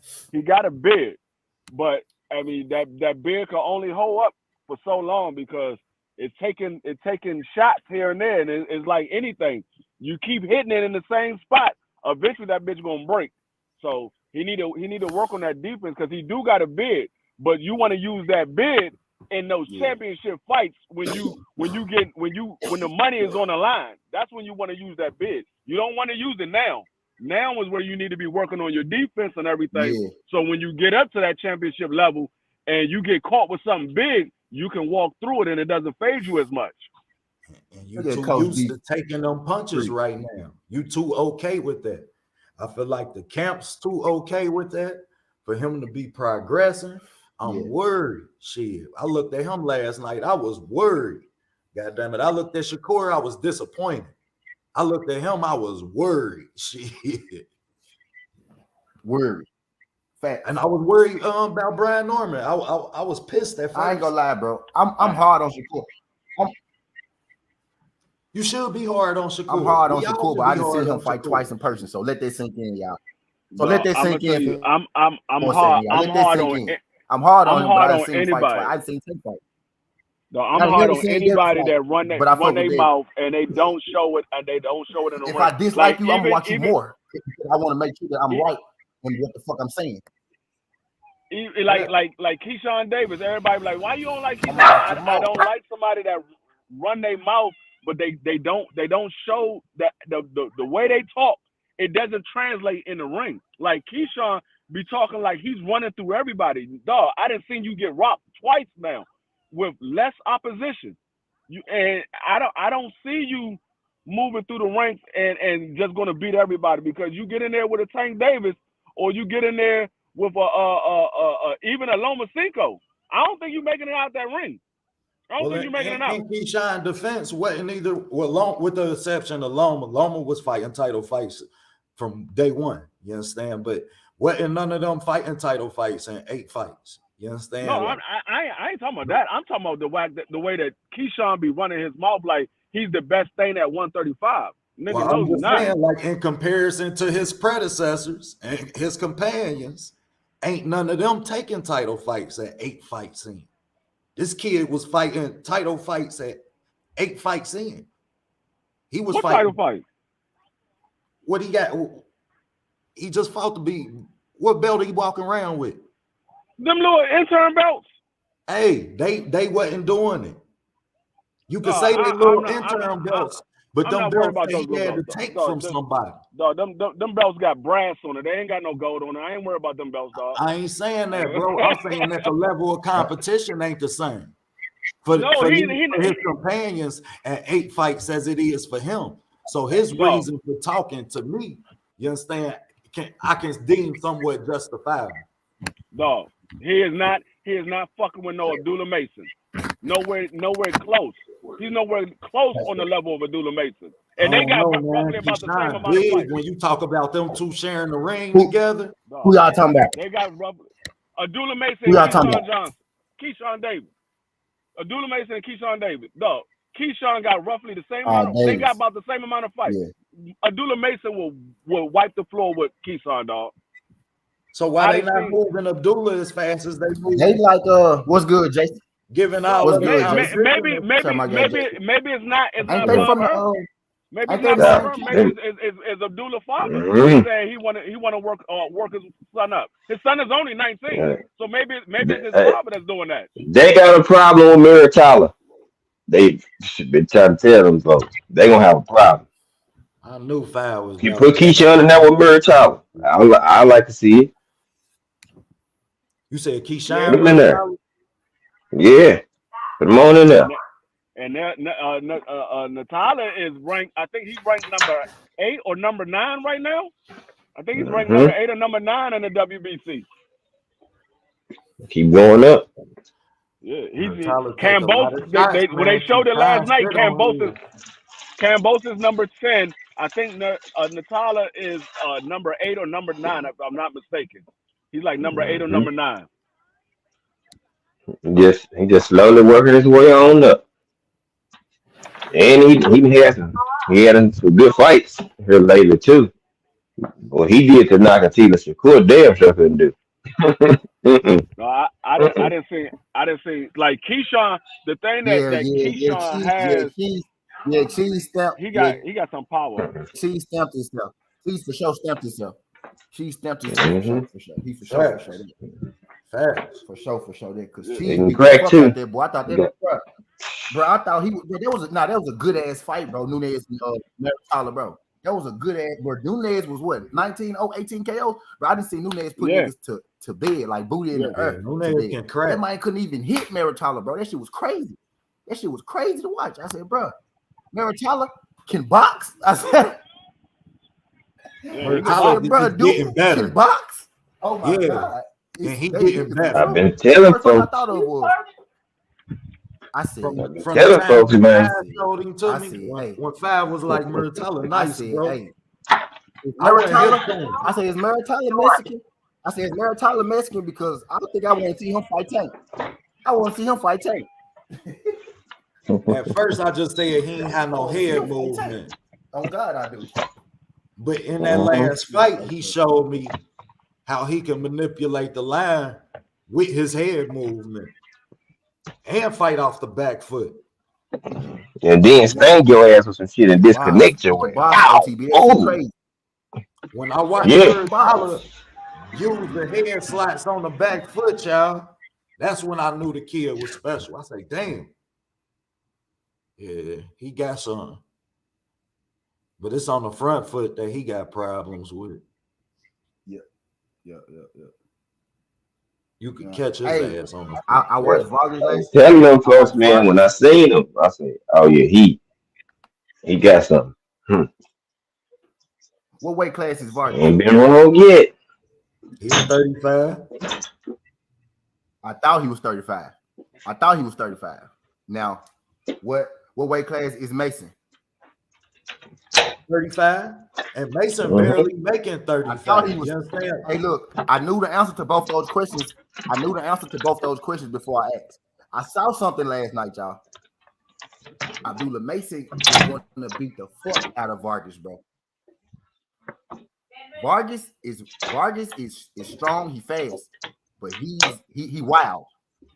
Mason, that boy is textbook strong and fast. He is That boy crafty, is going to be very crafty too. he is Oh man, he He's was so left, bro. No, fundamentally bro. sound, yeah. Mason is levels above Vargas, bro. Levels. Facts. I thought he was close, Facts. bro. He is Facts. levels above him, bro.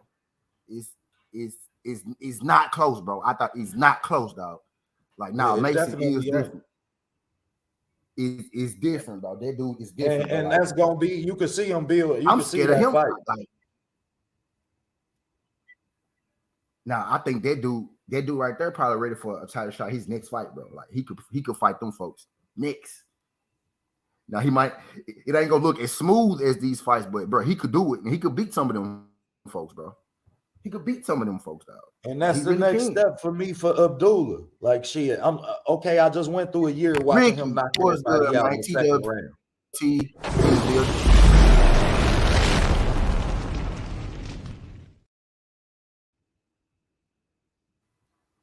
Hell nah, I ain't Nah, never Rick. say you was wrong, Rick, because shit. Nah, Rick. Man, I ain't gonna lie, bro. I didn't think so. I'm shocked, bro. Like, I have never. People say that he run, right? I have never actually seen Shakur run. He damn near really ran last night. Like, it was wild though. Like he damn near really ran. Nah, bro, Like, he got on it. To watch him fight, you use the word timid. That shit looks scared to me. You understand? That shit looks scared. Even landed 6 jabs around, like you ain't even commit to your jab. Like the one punch that you successfully landed. Say that shit again, bro. He didn't even, bro. You He didn't even commit to to that. Bro, he got a You mean understand? ass. Like shit. One thing we could say, and bro, the man got a mean right straight. They jump quick. Bro, quick, I watched. Yeah. Didn't even throw it.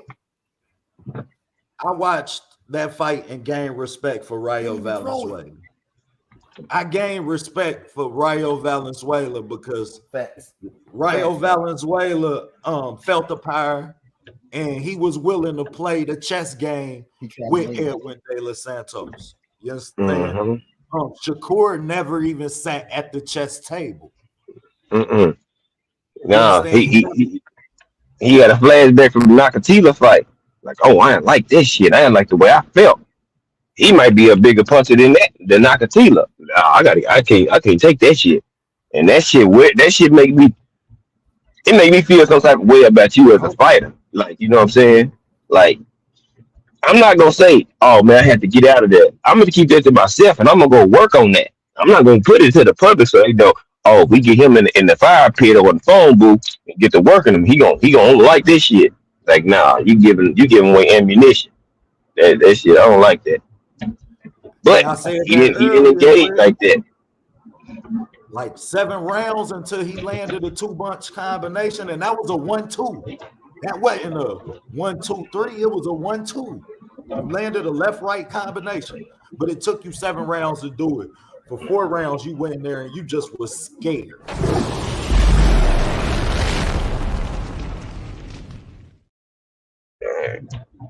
Hey. And that's scary for me being a fan of yours because shit, you ain't that don't even say to me that you willing to down your sword.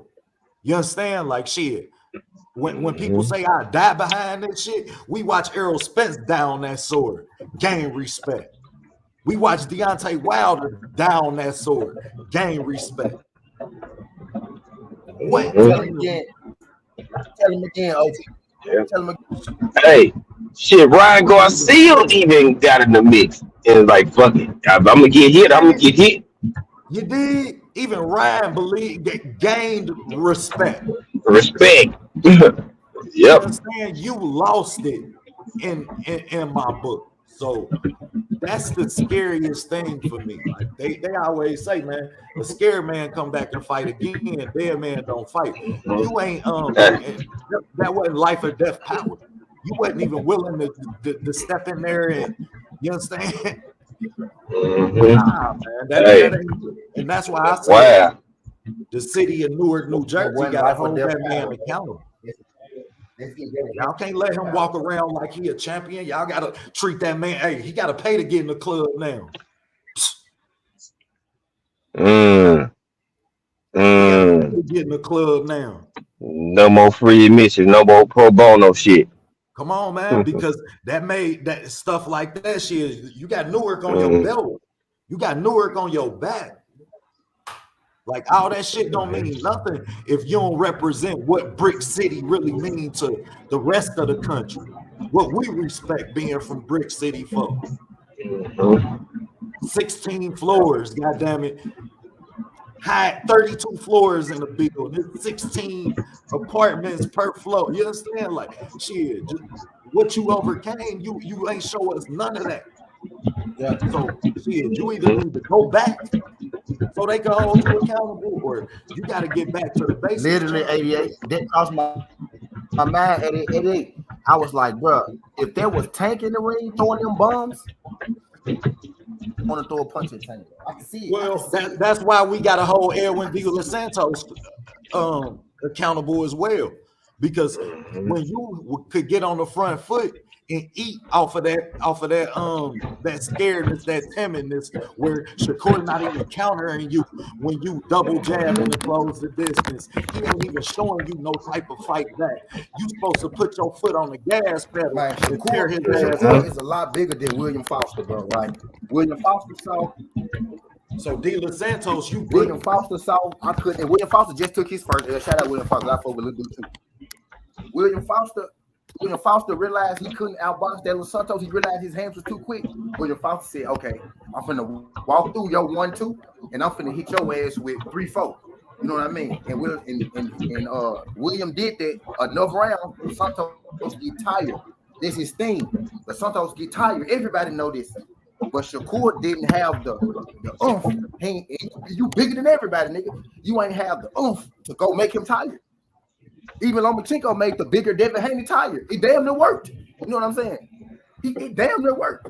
Lomachenko said, okay, I can't outbox him. I'm finna walk him down, let him punch on me. He go hit me, but I'm gonna hit him with 3-4. I'm gonna get hit with 1-2. I'm gonna try to catch 1 and 2 and hit him with 3 and 4. And that's what Loma did. Bro, you didn't, bro. That's not the heart of a champion, bro. Champions even fought. William lost his title eliminator, but he got the heart of a champion, bro. You know what I mean? Loma lost. He damn sure lost. But he got the heart of a champion, bro. He was okay. I can't outbox, dude. You and Edwin De Los Santos, y'all boxing is about tit for tat. We just saw that much.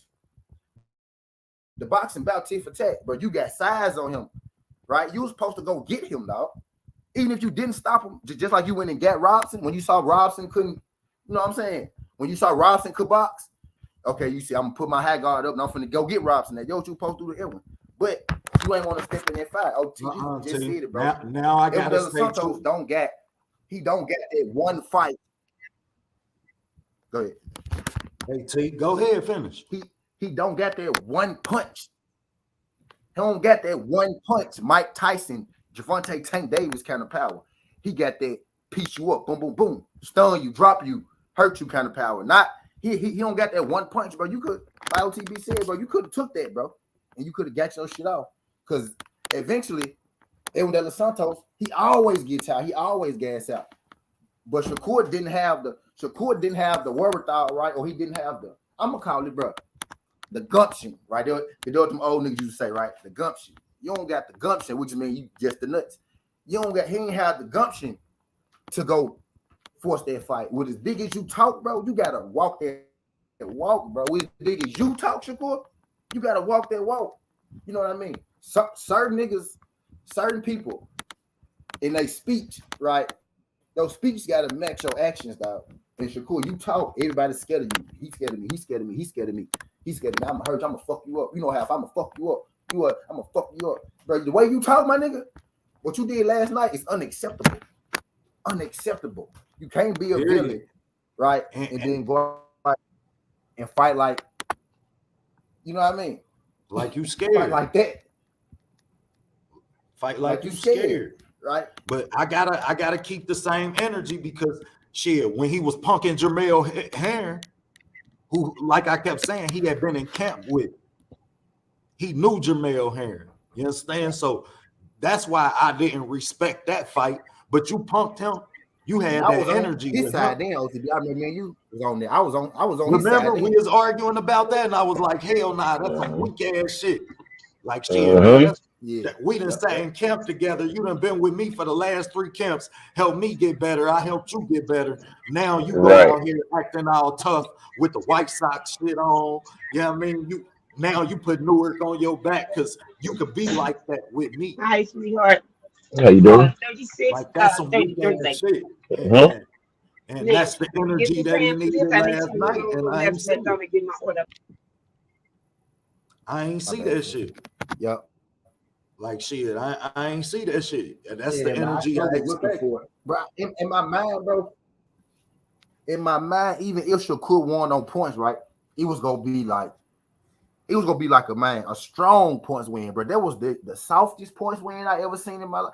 Like they actually, the shit that people used to say about him back in the day, oh, he be running, oh, he's scared to get hit, he don't got a chip, bro. He fought like that last night for the first time, really, for the first time ever, really. He actually fought like the critics were saying. You know what I mean? I couldn't believe it, bro. I could not believe that with the Lomachenko, with all the Devin Haney shit, all that vigor you got for the. You know what I'm saying? This man called you Shaquilla Twitterson, bro. Man called you Shaquilla. Man called you Shaquilla, dog. Twitterson. And you ain't have that shit wasn't personal to you. You more personal with Devin. You call Devin all kind of bitches. You used to ride in his back seat. What kind of shit you on? What kind of shit you on? But you get he bitches and shit, bro. Where was that at? Right. Where was all that shit at, dog? Hey, they say whatever they want. Man, like okay, you got all the energy for Herring. You got all the energy for Jameer Herring. Why you got all this energy for niggas you know like that, dog? What's up with you, bro? What kind of niggas you? What you want? What you want? Mm-hmm. Eldela Santos still called you Shaquilla after the fight. Now you need to read. If I'm Shakur, ain't like you got no big fights lined up. No way. Rematch that man. Rematch him. You gotta do that shit over, dog.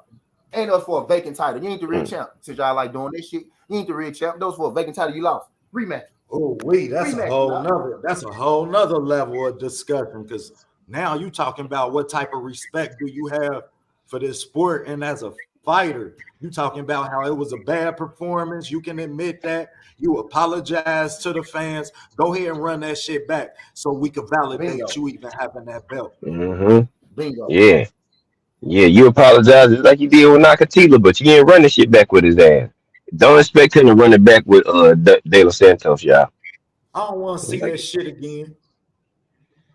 I don't want to see that shit again because, like I said, De Los Santos, when he could have got on the front foot and pressed on that body, when you could have doubled up your jab and then went downstairs, you know what I'm saying? You didn't. You didn't. Nope. You ended up having rounds where you landed 2 punches, 4 punches. I don't want to see that shit. So you need to read back to the drawing board for your ass too. Hey, I told folks he is Bud Crawford 2.5. Before that he got the Earl fight. Just look at the stuff he was doing. Open titles. I fight like that. I'm like, nah, no. I'm talking. Not the style. Not the style. I'm talking about the way he got the belt. But Bud actually put some weight on his shit. Bud actually went and did work. But once Bud got them belts, bro, he went and got that work right out. You understand? He went for them fights. He went. That's what I said. He put some weight on it. Motherfuckers say whatever they want about Thomas Delorme. Dude had 2 belts at the time. And I got the other 2. I'm going to get them. And he did it. You understand? Hey, no, this is what I want to know. This is what I want to know. What happened to that one step back for Shakur to create this? This man was jumping clear across the goddamn ring. That man was jumping across the ring. I was like, dog, I thought you was the man that mastered the distance. You normally take a step here, a step there. This man was literally jumping across the ring. I ain't never seen that from Shakur before. Thank you. Because he was scared of that power. Yeah, he was dog. He When was that jumping man and De La holding, Soto, bro. dog, He was jumping right dog, into a did you hug. see? Everything I that know, motion I thing know, by Devin, I bro. know, Shakur did it, bro. He was jumping right into a I know, hug, be free. I know. I'm not the only one that's seen this shit. Did y'all see when De La Santos faked like he was going to throw a jab and Shakur jumped all the way across the ring? Jumped Like all the way he, back. Even Tim Brown, he say, "Ooh, you see how he reacted to that, man? dog, That's he the didn't same." even throw Yep, nothing. yep, all the way back. Yep, I know exactly what you're talking about, bro. Hey y'all, Mm-hmm. but what's crazy is I know I exactly what promise you're talking y'all, man, I just ain't drop it. You understand? I got the film with De Los Santos for foot manipulation. That's what he do. He tap his feet and then he see what you gonna do. Shakur jumped so far back, he had to eliminate foot manipulation in his whole strategy. Man, what's good, everybody? How y'all doing, bros? Happy Friday, my guys. Right? What's going on, Rick?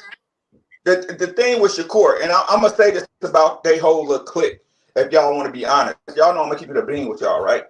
When you look at Bud, when you look at Shakur, and you look at what's the other boy named Keyshawn, right? What they want you to do is to engage with them and move backward and have you reaching and falling over your front foot, right? That's when they be tazzing your ass up. Della right fight last night. No matter what y'all say, no matter how bad it looked, he would not chase Shakur. Go watch their fights, y'all. They want you leaning over your front foot so they can tab your ass up. Look, man, Shakur needs a fighter that's going to make mistakes to be able to win. How many mistakes did this De La Santo make last night? Good shit, None. Rick. None. That's absolutely correct. If you look, you got to have a multifaceted game, Shakur. You were supposed to be able to come forward on the front foot and supposedly stand in the pocket. Ooh, he got the highest defense ratio in boxing, but you couldn't stand in the pocket with a man that you said that was like this shit. I don't get how people don't get this shit. And let me peep super game on y'all, right? Y'all see how they give Shakur the same narrative they gave Bud? Well, what about these other big name guys who don't want to fight you? They scared. Well, De Los Santos, he's the ones that stepped up. Don't that shit sound familiar? Exactly. Don't that shit sound familiar?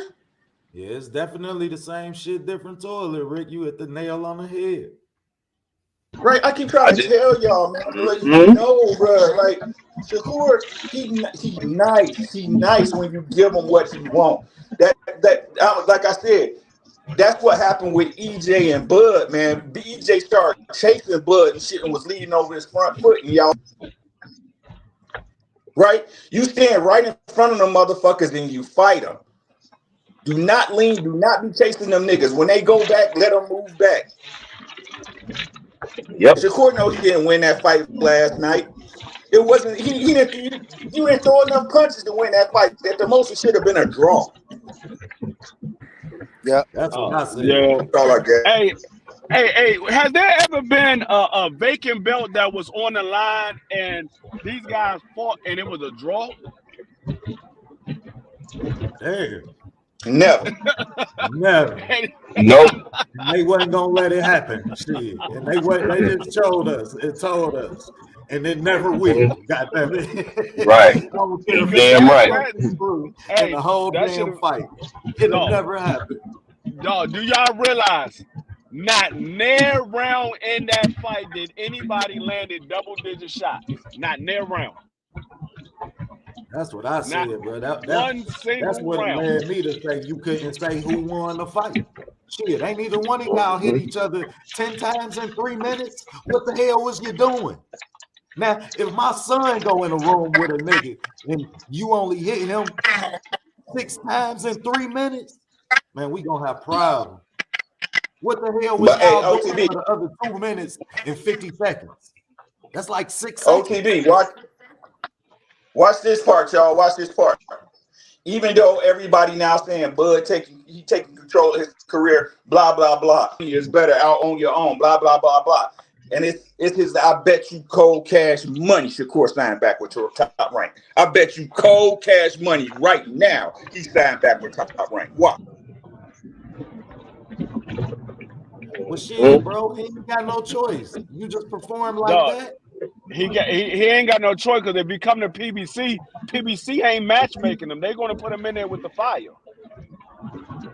Yep, they can give him Frank Martin. They can give him everybody he looking for. Well, my only thing is, what the hell they gonna offer at this point? When you perform like that, you understand? You don't. That's a knock in your negotiation. Shit. When the lights was on, bro, you just had your arguably worst performance right before you about to become a free agent. You understand? Like shit, we can understand that contract may have had an impact, but this is what you do. When the bell say ding, ding, ding, I need you to react a certain way because this is your livelihood. This is your livelihood. This is what you do.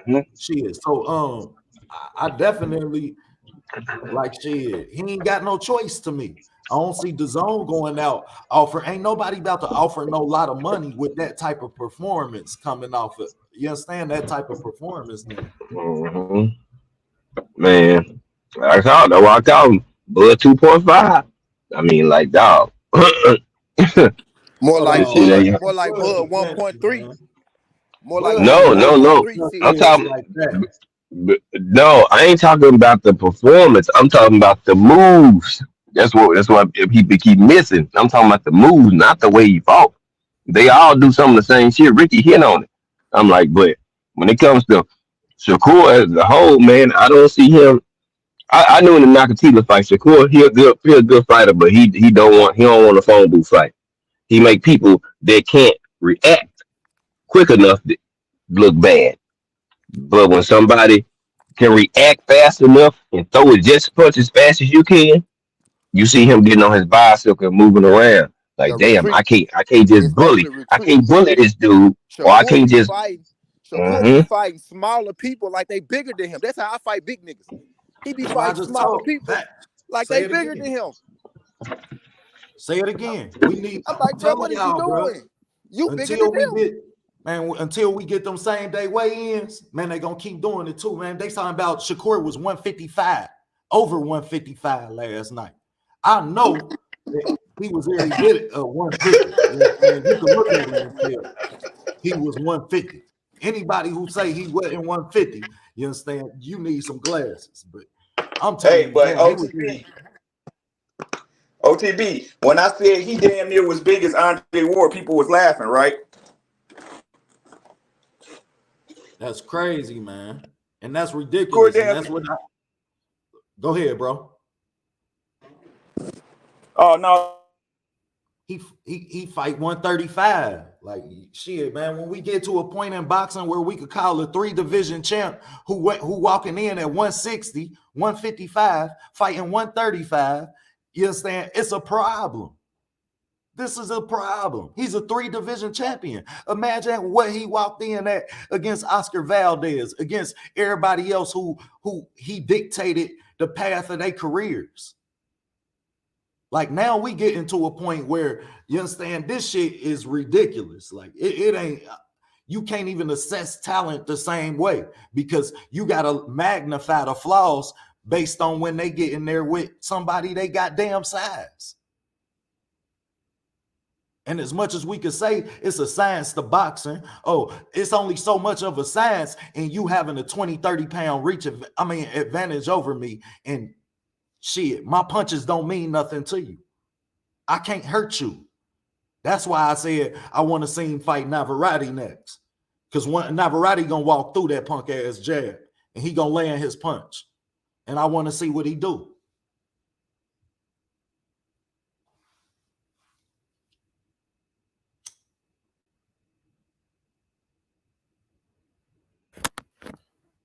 Yeah, Navarrete ain't look, man. He ain't look great. He's upset. I thought he won though. I thought Navarrete won here. It's crazy. They gave Navarrete the draw and Shakur to win, and I thought Navarrete deserved to win more than Shakur. That's crazy. I thought that Navarrete fight was close though. It close. I had it close as shit. Yeah, and Conceição fought a hell of a fight. I agree.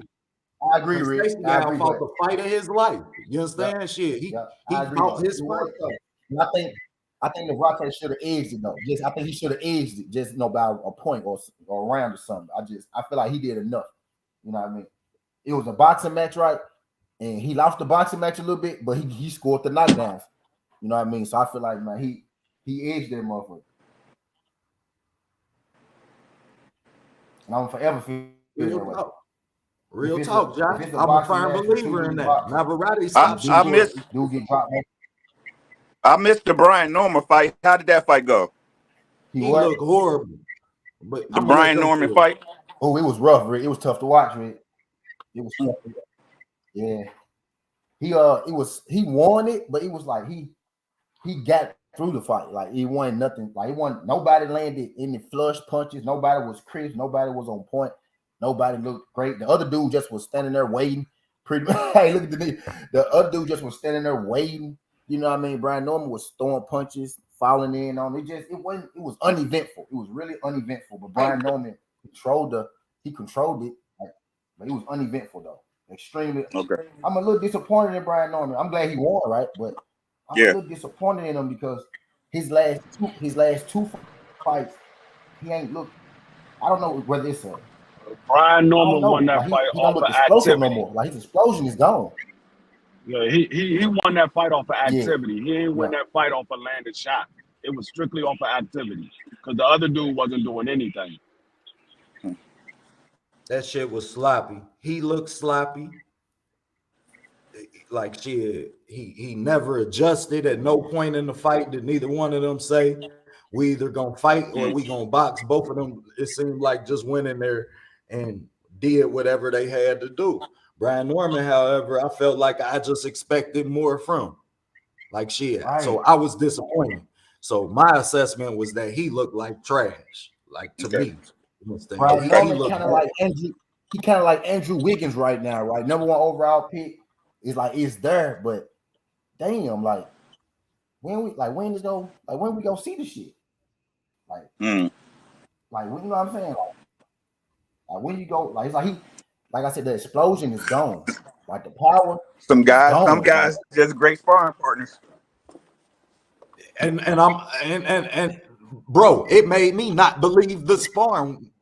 It made me not believe. I'm not a believer. I say it. See, I'm not a believer.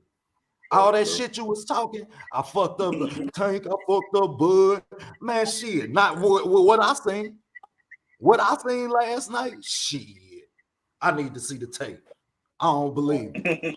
I know it really happened, but I know it really happened, but I can't even argue you, OTB, because they don't look like the same guy. They don't like the explosion. The explosion is gone. Like it's either he either not doing something he was doing at first, or he doing something different, or something, bro. Something is going on, bro. Like I don't know what it is. It's like his father let me down. His father didn't even know what to tell him. He got to get another coach, a coach or a real coach, not a trainer. Your daddy can train you, but you got to get a coach, bro. But he ain't no coach. Yeah. There's a difference. It's a difference. His dad never gave him no instructions. I listened to that fight. Early this morning, like 2-3 in the morning. I went back and I listened to because I seen everybody talking about what his daddy was saying and shit. I couldn't hear what the fuck his daddy was saying. I went back and listened to it. I was like, bro, what the fuck is his daddy's? Bro, his daddy literally told him, I don't know how you gonna do it, but you got to do it. What the fuck you mean you don't know how to do it? You niggas supposed to be watching from different angles to tell me how I'm supposed to do it. What you mean you don't know how I'm supposed to do it? And it ain't like Randall. Shout out to Randall. Randall, 33 years old, from Texas, boy, went to jail. I'm so glad he got that top ranked fight, bro. So happy for him, bro, because he needed it. Nigga like him, you know what I'm saying? He needed it, bro. Let's go keep him from doing other shit in life. Shout out Randall. But Randall wasn't even doing nothing. He wasn't even being explosive. He wasn't Randall either, because he looked trash compared to what he normally would look like. You know what I mean? So he wasn't doing shit either. But I'm like, bro, be Norman, he's there for the taking, and you're not taking them. And the Norman I know would have took him. Never went to the body. Never, like, he ain't put no punches together. Through the same 1-2 coordinates all night. Like, And his pops, like y'all say, man, his pops ain't giving no instructions. No, Pops was supposed to tell him double up the jab. Then, goddamn it, go downstairs. Start downstairs. He ain't giving no instructions. Zero instruction, bro.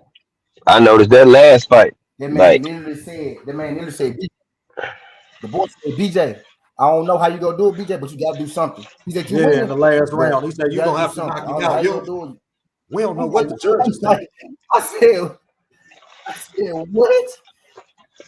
So you winning the fight, but we don't know what the judges let me talk to you, bro. I could have told you something. I could have told you something better than that, BJ.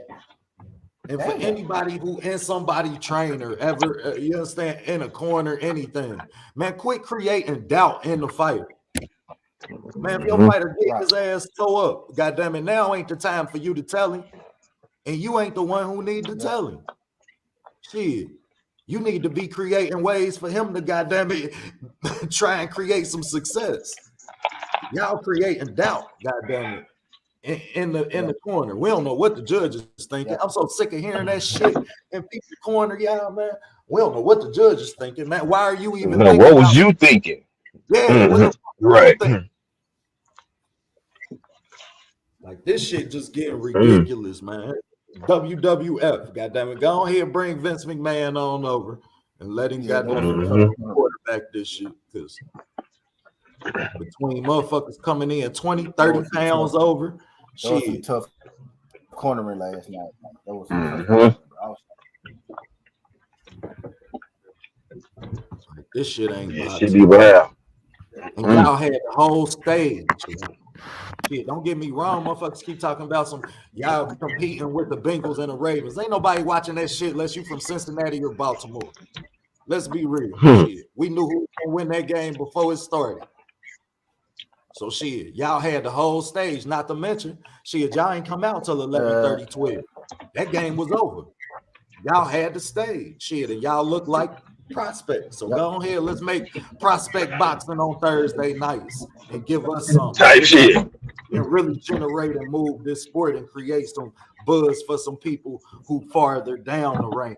You understand? Let us watch them because at least we know they gonna go out there and fight. Shit. All I know, that shit was ugly last night. I was like, Rick, you ain't lying. I'm like, oh my god, boy, it was, bro. Like the way that Shakur, the way that this whole fight was set up, bro. The fucking beef between Shakur and Devin was the most interesting thing of the whole goddamn thing. It wasn't even the fight. The fight was lackluster. Even with Earl and Bud, the fight was good. Earl, he did what he supposed to do, right? He made it an interesting watch. That shit last night, bro. The talk was better than the fucking build. Like the talk between you and the nigga you weren't even fighting was better than the actual performance that you put out there. Shakur had the chance. Shakur had the stage last night to literally, bro. He had the chance to completely steal Devin Thunder because basically what he did, he stole Devin Thunder after the Lumber win. All we talked about since then was Shakur. So good job at that. But you had the chance to really bury that and really make people feel like, hey, he might really be the real champ, right? That's what you was trying to do, right? But you blew it last night, bro. Now niggas finna go back to tanking Devin. Now we're going back to tanking Devin because that performance last night, if you get in there with Devin, we're not trying to see that shit again because both of y'all boxers, right? And if you get in there with Tank, we damn fine trying to see you run around the ring all night because he go knock your ass out. What? Ain't gonna have the ring. Hey, well, at least you know with Devin, he might be a boxer. Where he think he about to lose, Devin go fight. Devin ain't gonna be timid though. You know what I mean? He gonna fight though. You know I mean? He gonna fight. Like I get a young dude this respect. They're gonna go fight. He's gonna fight.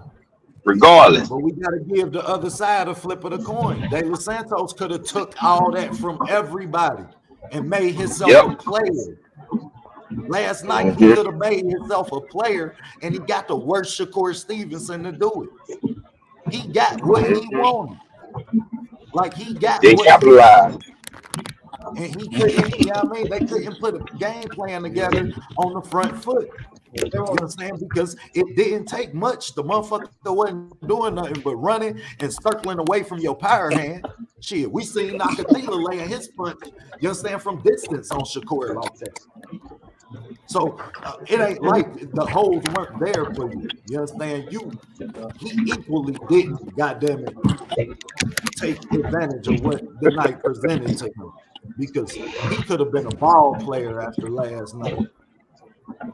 He didn't have to do much to land 10 punches around. James Shakur Harden. ain't landing 6 jabs.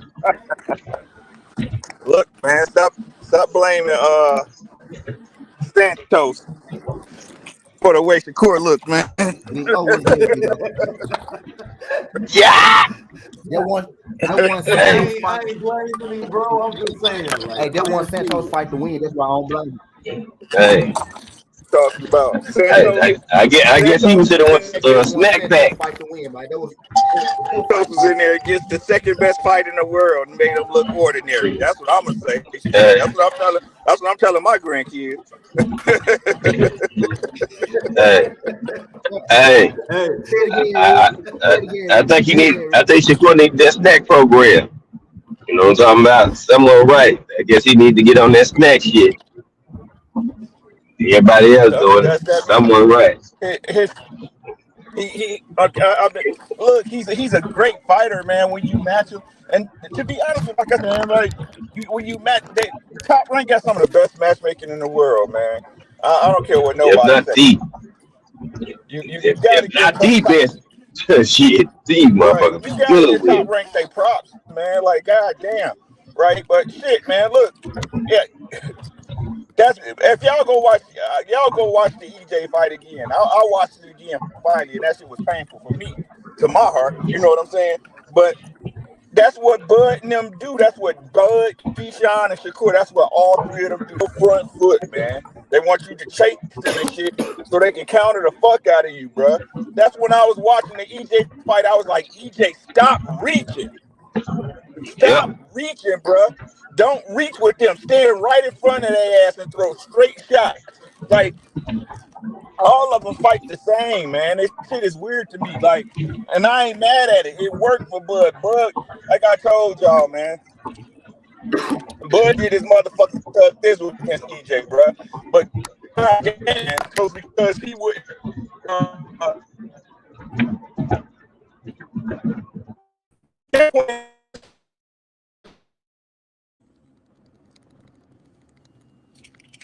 Where I'm going? I'm supposed to go the other way. You went out, Rick. Run it back forward. Oh, I was like, don't be mad at De Los Santos because he didn't fall into Shakur's game plan. Shakur's supposed to come up with a plan B. Come on, man. Like, that's why I keep telling y'all, expectations should plays a huge part in the fight game. You're expecting EJ to go in there. I was expecting EJ to go in there and whoop the shit out of Bud, right? Expectations shattered. Expecting Shakur to go in there and make a statement so he can walk into the tank fight or whatever fight he say he's supposed to be trying to get next. Expectations shattered. You can't be sitting up there, just like y'all was saying, talking on some shit.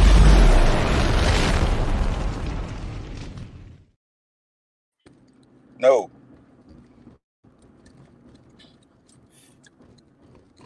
Expectations shattered. Facts. Call that shit shattered dreams. I said he really. I said, but this is the first time he really ran this time though. He really did run. He really did run this time. That was crazy. Dog, that boy put on them Usain Bolt Pumas and shit. Boy got busy in that joint. I said, damn. His step back was better than Harden's, boy. That shit was crazy. Shit, made his shit look amateurish. They said, boy, it was the same distance. Goodness. Somebody made a statement. It definitely was the same distance. That man covered 12 feet every time he stepped back. I was like, damn. And that ring was big as fuck, bro. That ring was huge. I was wondering. I thought I was just high. I'm like, he did a huge hop back, a hard step back. And I'm like, he still got room. Damn. Oh, this nigga still can step back 3 more feet. Shit. Somebody said, Damn. somebody made a point when I was doing my fight. I was doing my fight breakdown. Somebody came in the room and they was like, T, you notice Shakur Stevenson never fought anybody with quick feet. El Los Santos will be the first person with quick feet that he fought. I was like, I was like, damn, you got a point. He do got feet. And De Los Santos having feet through Shakur way, like through Shakur all the fuck out. Like Shakur, people saying that Santos only landed 40 punches. Well, Stevenson only landed 65 punches. You know what I mean? When has he ever not landed? You know what I'm saying? That many. Right. Honestly, right. Thanks, Ricky. Right. Honestly, right. But by Copperbox, guess what it say? But Copperbox, guess what it say? Guess who else got feet, y'all? Devin and Tank got feet. They both got feet. Guess who else got feet? Lomachenko. And guess who else got pop on their punches? Y'all, we know Tank got pop, right? I mean, we know Tank got power. He's number one, right? Out the Tank, right? Guess who else got pop? Who else got feet? Talk your ass off. Guess who else got pop? And guess who else got a body attack? Shakur took some body shots last night, and I saw his reaction. Devin got a mean ass body attack. Hey, see, I gotta throw this here. And guess who got power and footwork? Mirror Tower. Shit. Hey, put your cool in there with Mirror Tower. Let me see that. Let me see it. Let me see it. Let me see my boy Raymond. Now I know. Get it now. Now I know what fight. I wish Frank would have took that fucking fight. Now I wish Frank would have took this fight. Now I swear I do. I wish Frank. Hey, Frank gotta wish he would have took that fight. What? What? I know he wish he would have.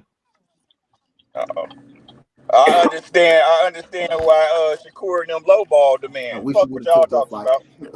Hey, Rick, me too. Rick, I feel you, dog. Yeah. Glad to see you still, Rick. God dang. I tell y'all, man, these dudes know what they doing, man. Stop playing, man. Stop playing with it's the word of Rick. It's the same thing, but it's how you word it, man. It's the same shit, but it's how you word it, man. All right. Stop playing with these. They know what they doing, man. I keep telling that they really wanted it, bro. Huh? Like if they really wanted it, bro, they gonna take all of them rich. All these niggas rich. All of them rich. That's what Brian Norman probably looks like shit because them checks rolling in. You feel me? Fuck out of here, right? So all of them getting paid. All of them make more money than us. The fuck, right? If they really wanted it, they be like, "Hey, let's get it popping. Cut a check. It don't matter. I want this work." You know what I'm saying? You can't pay a man enough to not whoop a man. You feel me? Like they know what it is, man. They know no matter what. All of them is perfect. Go ahead, bro. My bad. Look the same because he probably getting the check. That might be it. That might be it. That might be the only difference. That might be the only difference, right? He got some money now. Right. You ain't hungry no more. You ain't gotta eat just them grits and eggs, right? You got steak in the morning now. You know what I'm saying? Like shit, bro. All them guys know, man. It's the potential to get beat.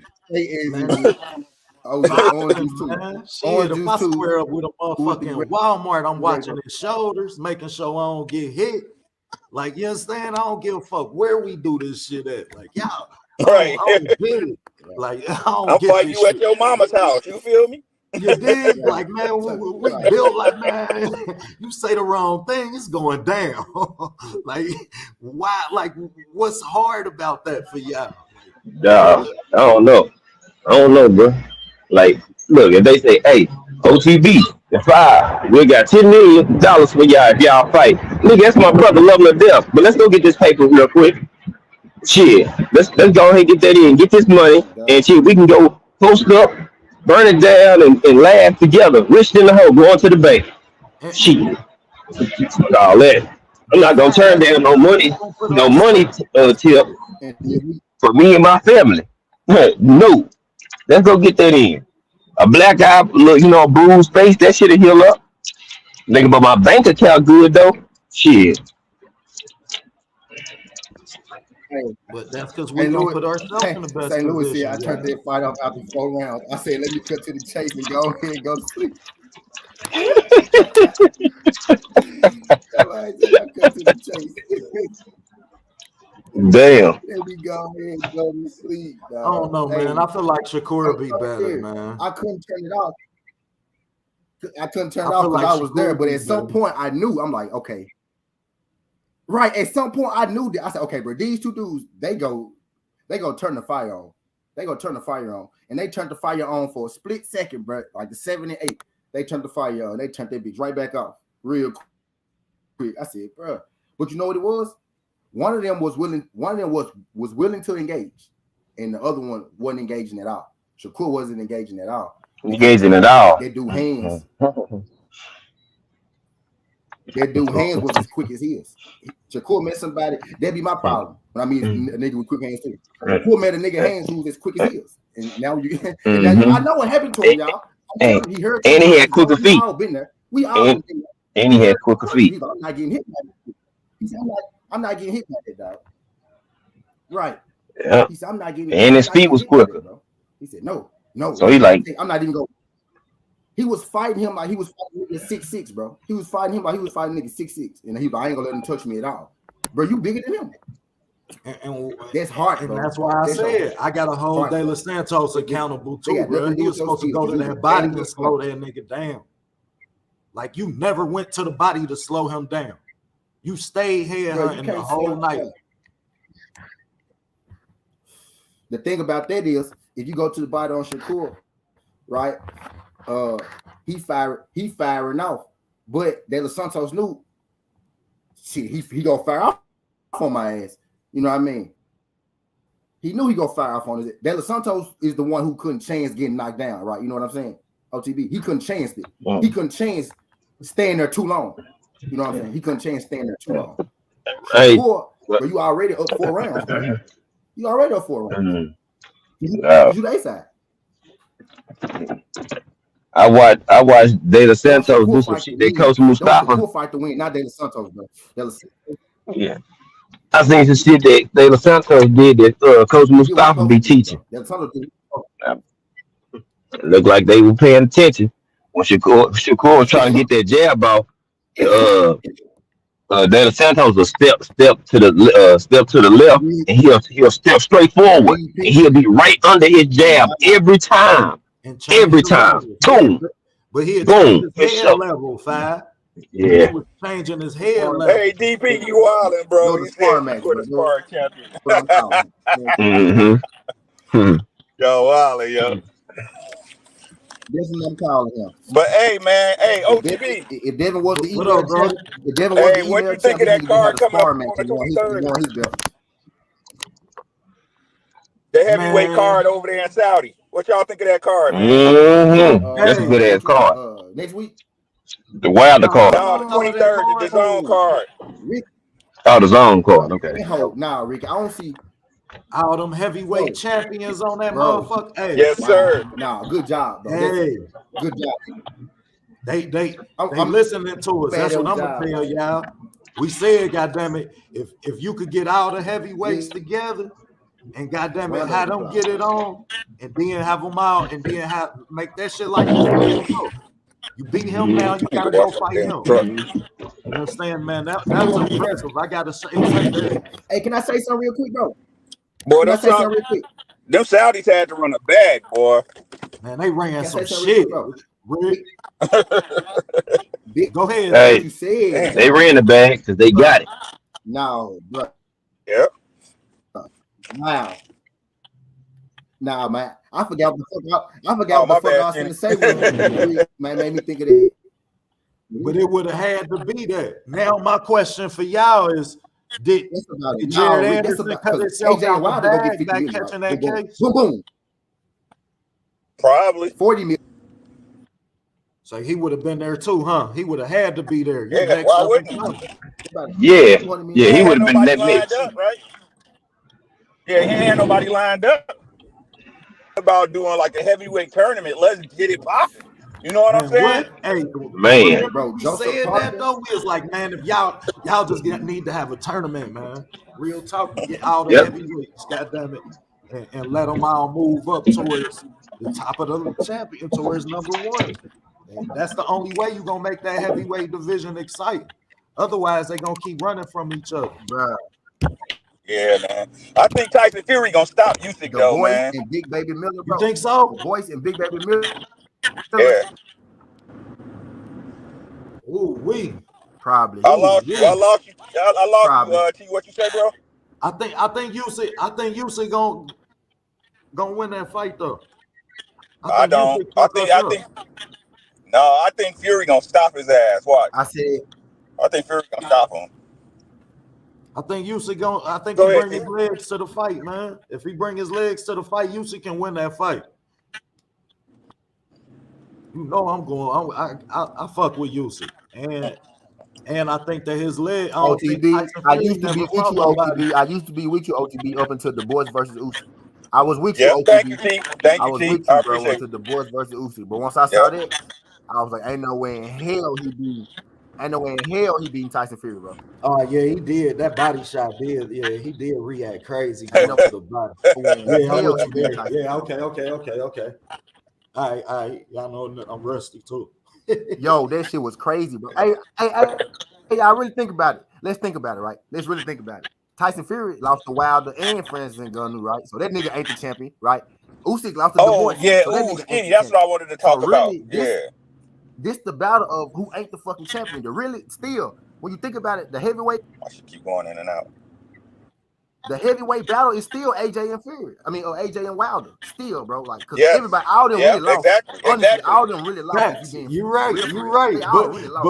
But as much as you can say that, I gotta say this: the heavyweight division needs Jarrell Miller. You be talking that shit.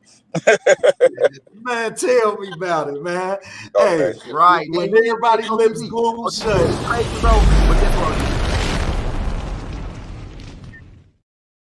When everybody lips glued shut, man, it gotta be somebody that's gonna say what everybody ain't gonna say. You understand? You can tell, man. That man told Wilder, hey, Wilder, I don't fuck with you either. I don't fuck with you either. But say I don't like neither one of them niggas. He's scared of him. He's scared of Wilder. He's scared of Wilder. He said you can fight me and go to the hospital. I said this man off the chain. Hey, and I don't fuck with you either. But he told that nigga you can fight me and go to the hospital or fight Wilder and go to the grave. Hey, man, when I say y'all, I watch that shit. I say, oh yeah, I ain't too big on the steroid shit. You need to stay clean though, but that shit was needed, bro. That shit was classic. We need you in boxing, bro. Bro, they might not tell a lie and nothing you said, dog. Nobody had nothing. Even Wilder didn't say nothing.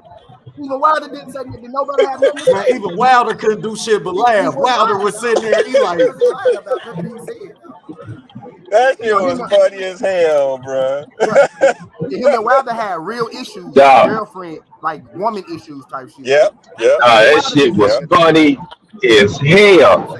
That nigga say you can fight, he go to the hospital, fight that Wilder, go to the grave. Nigga, I put down my blunt, nigga. I'm like, oh shit. Crazy talk, man. That made me look at the screen, y'all. I looked at the TV when he said that. I was looking off and I heard that. I looked over like, ooh. Damn, that nigga woke the press conference up. He woke that shit up with that one. And everybody like, God damn, that's a cold ass remark. But he ain't lying. God damn, that nigga was going in on it did. Do y'all see how sharp Wilder look in training? That nigga fast as shit. Oh God. He said,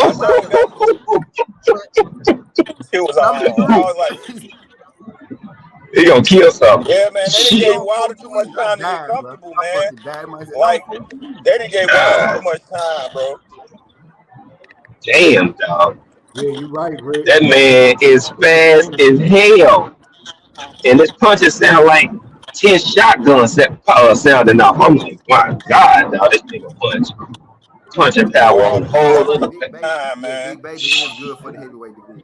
Man, ain't no He got that levels clean, in though. the progressions of life. You understand? Ain't no levels where you don't take no loss. Tell me And how this many of is y'all self had this way. fucking Big Baby Miller in y'all parlay for the KO over Anthony Joshua. I damn sure did before he popped dirty. Niggas had lined up for the KO over Yeah, AJ. that's what I thought. And nigga popped dirty. I thought Big Baby was gonna get him early, So man, because you know he gassed out after 6. Yeah, he definitely But I do. thought Big Baby could get him early. Hell yeah, and that's the Big same. Baby. Let's remember that's the same Joshua that Anthony Ruiz went on to drop later in the next fight. You understand? Yeah. So he was fooled then anyway. I just my thing is like, man, yeah, AJ getting himself ready for Wilder, suck, bro. man, Josh, to be that's what I see. Yeah, he got to be careful with violins. To keep it a buck with you, Yeah, buddy. he got to be I don't careful with want violins. to say. Yeah, buddy. You see, he had that big ass banana cut on Theory Eye. And he done fired Derrick James. Oh, he going with Ben Davison, right? He got 3 losses. Usyk got 1 loss. He only got 3 losses, bro. Yeah, for the UK fight. Yeah, for the UK fight. Ben can't come to America, so he just getting Ben some work. Ben can't come over here. I ain't even like his energy when a motherfucker say something like that about you. Ben don't train Devin no more because he can't come over here. Like Anthony Joshua was talking about some Eddie Hearn, you're supposed to be asking me questions. You're my promoter. Like, bro, you ain't gonna address nothing this man just said. Like that tell us everything about Anthony Joshua till this day. Like you still ain't addressed the elephant in the room when you the elephant. God I damn think AJ was being a smart. Hey. I think AJ was being a smart ass. Hey. I think he was being smart. Now, what told us something when UK Keith, who had his hand in his back pocket? That told us a lot. I don't care what nobody say, bro. Like right now, I'm thoroughly convinced that nigga shook a Wilder, bro. That nigga scared of Deontay, bro. What? Oh hell yeah! Hey, that boy wake up in cold sweats in the middle of the night. Hey, y'all, but what we didn't know is that he was scared of Jarrell Miller too.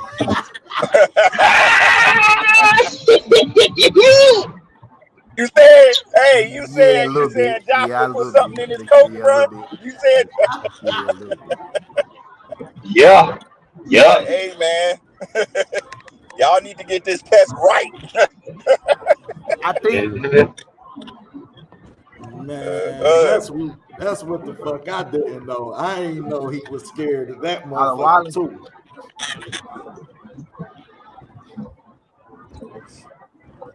And Jarrell Miller ain't goddamn it. He got a big punch and a okay jab, but he gas out. So, but Big Baby Miller dangerous early, man. If you can get him to Big Baby no more, but he damn fix that gas tank, Jarrell Miller. Goddamn it, and shit, he can make a lot of money being able to sell himself with. You understand the way he talk? He know how to sell himself. Entertaining. Yeah, he got decent power. He can get your ass out of there. Shit, if nothing else, he could be the gatekeeper for the heavyweight division. That's the gatekeeper. He got some of that James Toney shit talking in him. Yeah. And shit, we need that. And I'm a fan of that itself. Shit. Yeah, God, when a nigga talk shit like that, I'm a fan. Yeah, that's crafty. I don't think ain't gonna talk shit. That's some craftiness. Oh. He damn sure scared of Wilder. Oh. Wilder and Joseph Parker will be a pretty decent. I think though. Wilder gonna knock his ass the fuck out. Man, you ain't lying. That move deep bucket. 4 rounds. Man. Yeah, eventually. That shit go past 6, I'd be surprised. He could box those. He's gonna be going no damn where. He gonna be right there. He can. But the speed of Wilder in the weight,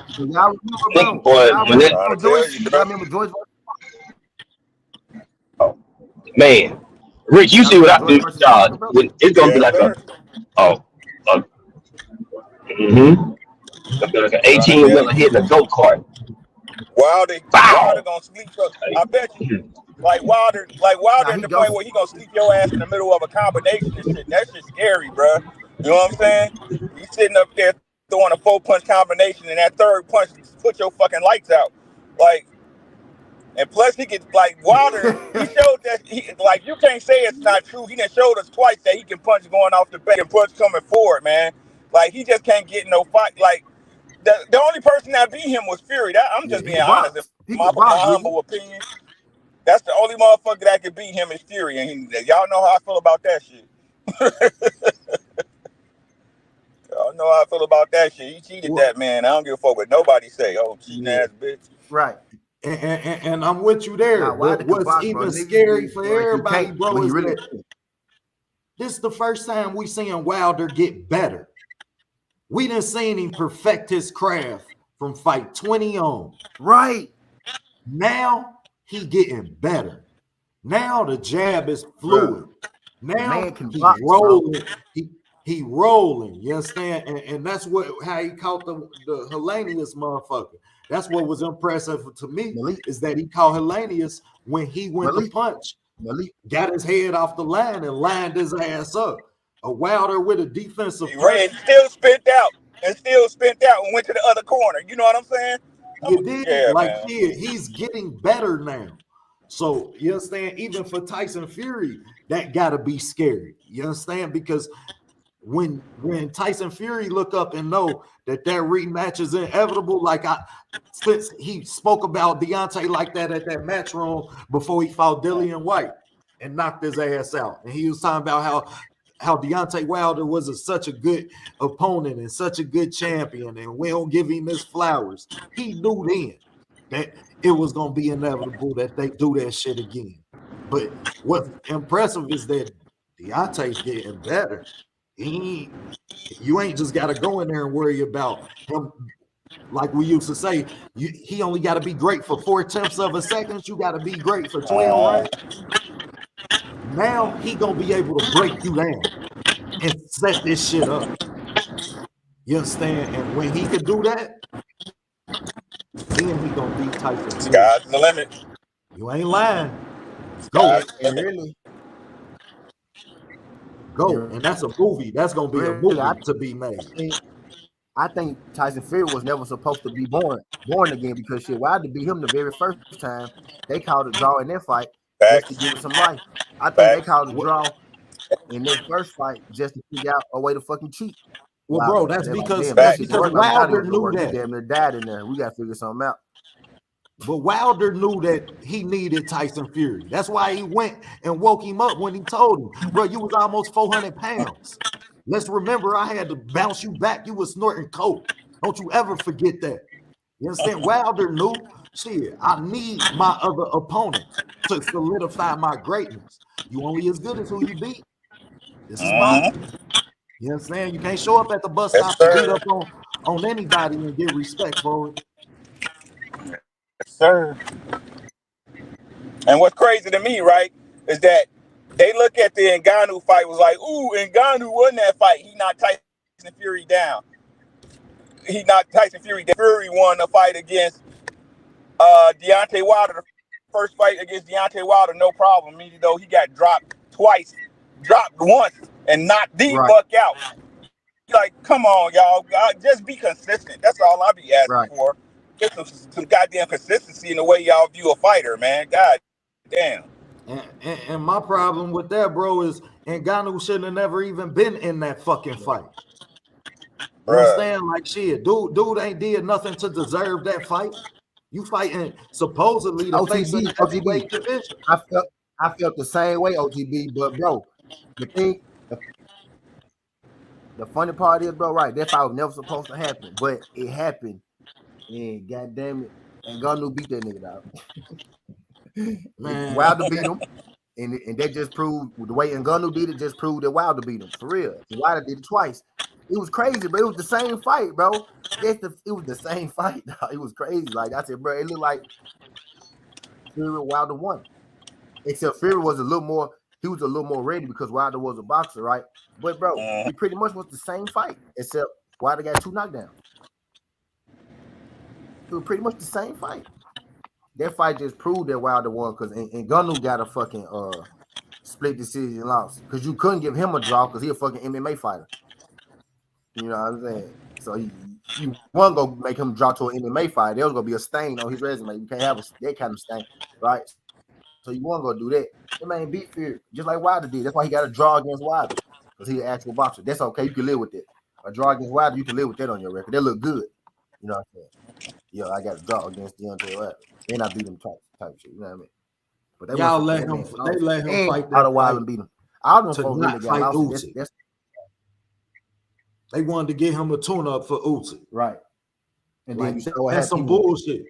Bingo. Now, look, you chose to sit out of boxing for a year. I still don't think. I think if that nigga hadn't looked that bad against Ngannou, he still won the fight Usyk, bro. If he hadn't looked that bad, I bet you he probably wouldn't. He said, okay, it's time to go on fight Usyk, get that bad for somebody to beat me. That's what he said. That's what the fuck he said. When Ngannou beat him, he was like, okay, I got to go on fight Usyk before I blow this shit. Because Usyk took the body shot from Du Bois. But my problem is Usyk shouldn't have been fighting Du Bois, and he shouldn't have been fighting Ngannou. Y'all was supposed to be fighting each other. And then, goddamn it, we could have got now September 23rd with all these heavyweights together look totally different. Y'all both damn near lost. You did. That's how boxing do you. When you play with boxing, hey, this ain't shit. Boxing ain't gonna let you. It ain't got no friends. Yeah. So how you motherfuckers playing with this fight shit? got made. That fight got made because both of them folks damn near lost, bro. That's why this shit got made. They was like, it's time for us to go and bring this shit together, bro, because we finna blow this shit. Finna blow the bag. Exactly. We gonna blow the bag. But I'd rather you keep it or at least you gonna keep it for a little. Either you gonna have it or I'm gonna have it. So shit. It's cool if me or you got it, but long as don't none of these niggas get it, then shit. Make them motherfuckers wait as long as they can. That's some bullshit. That's some bullshit. And that's the politics, you understand, that you deal with in boxing, brother. Like shit, you deal with that shit in all sports. Like, don't get it twisted. Like, because if you a black quarterback, it's rough right now. I ain't gonna hold you. You could fuck up. You could be, goddamn it, the MVP today, and next week, goddamn it, they'll talk about your ass like a dog. Yeah. You understand? So for real, like it's rough. Don't get it twisted. All of the sports dealing with that shit, but that's some bullshit. I'm sick of seeing that type shit, man.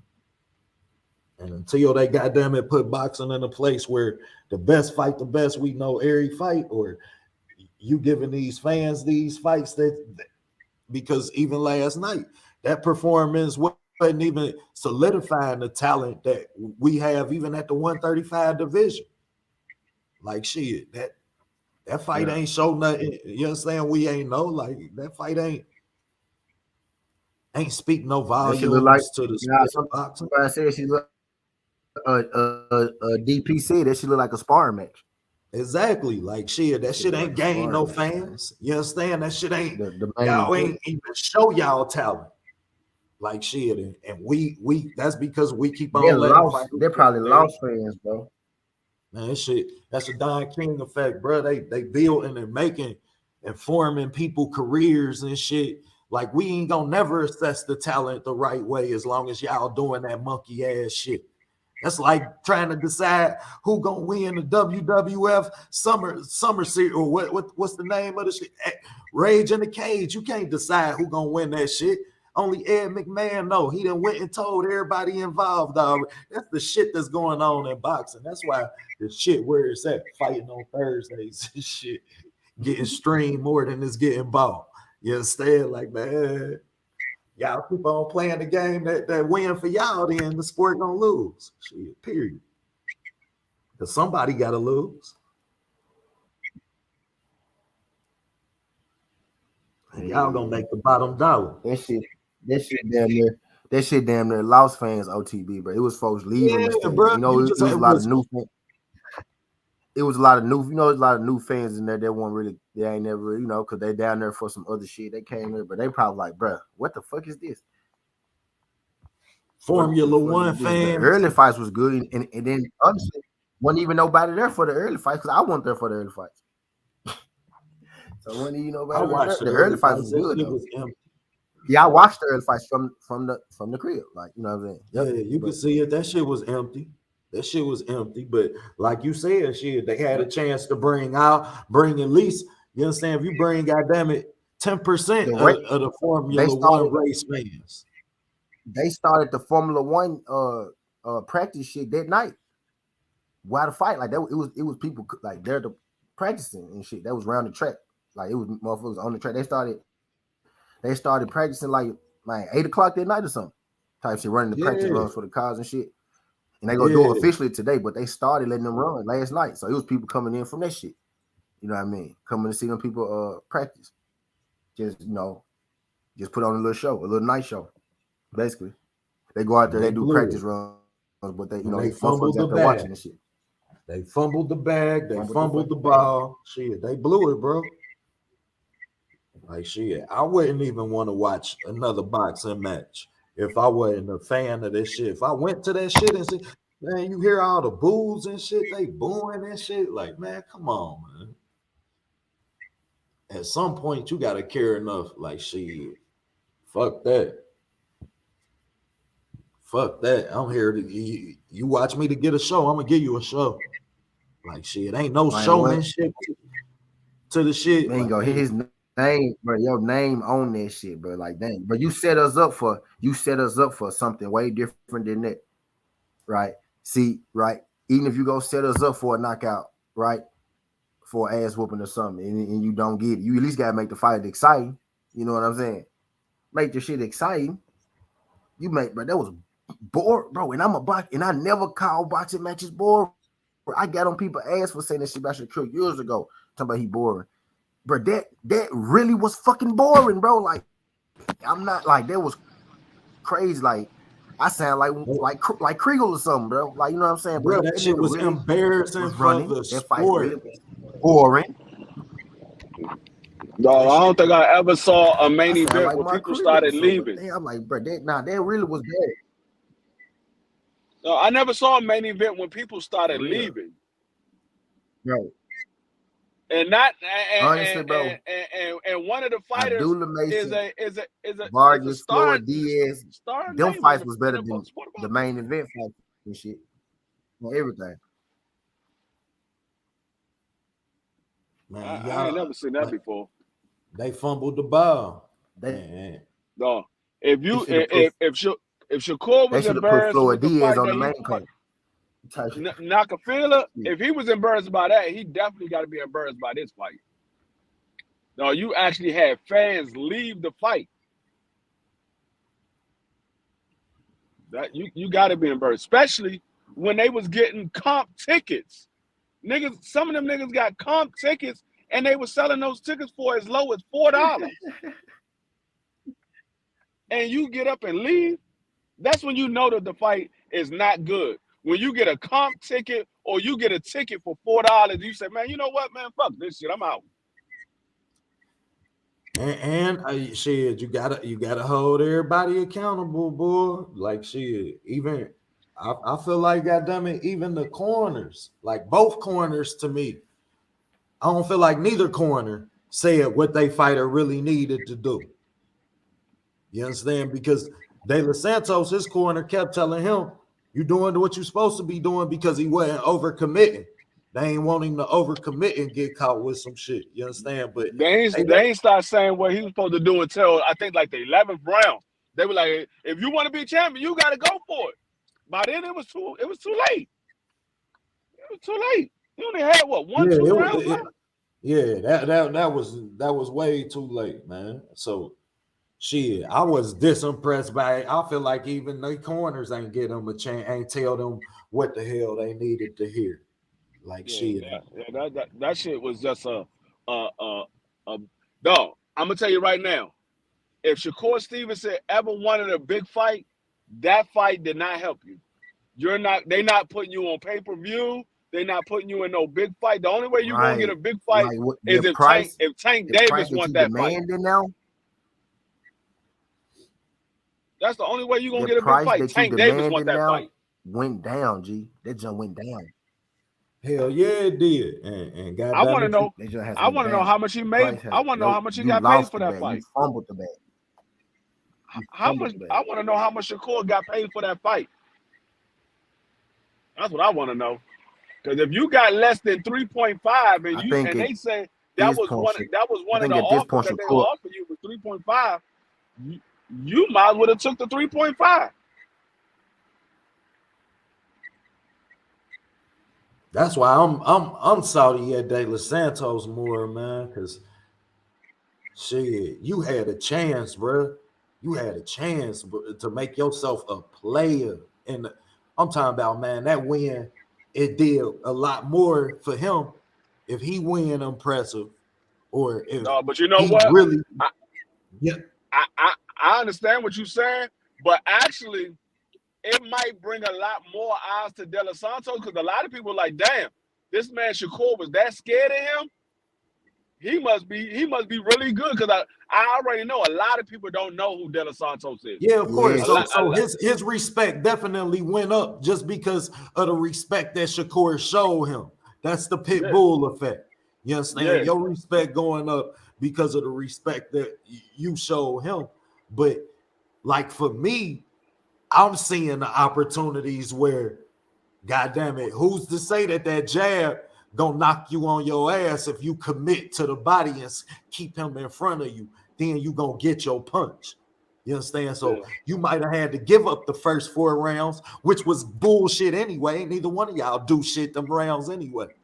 But go ahead. I was trying to figure out how they gave Shakur the first round. I'm like, Shakur didn't do nothing. De Los Santos outlanded him. He couldn't even score that fight until after the 4th round.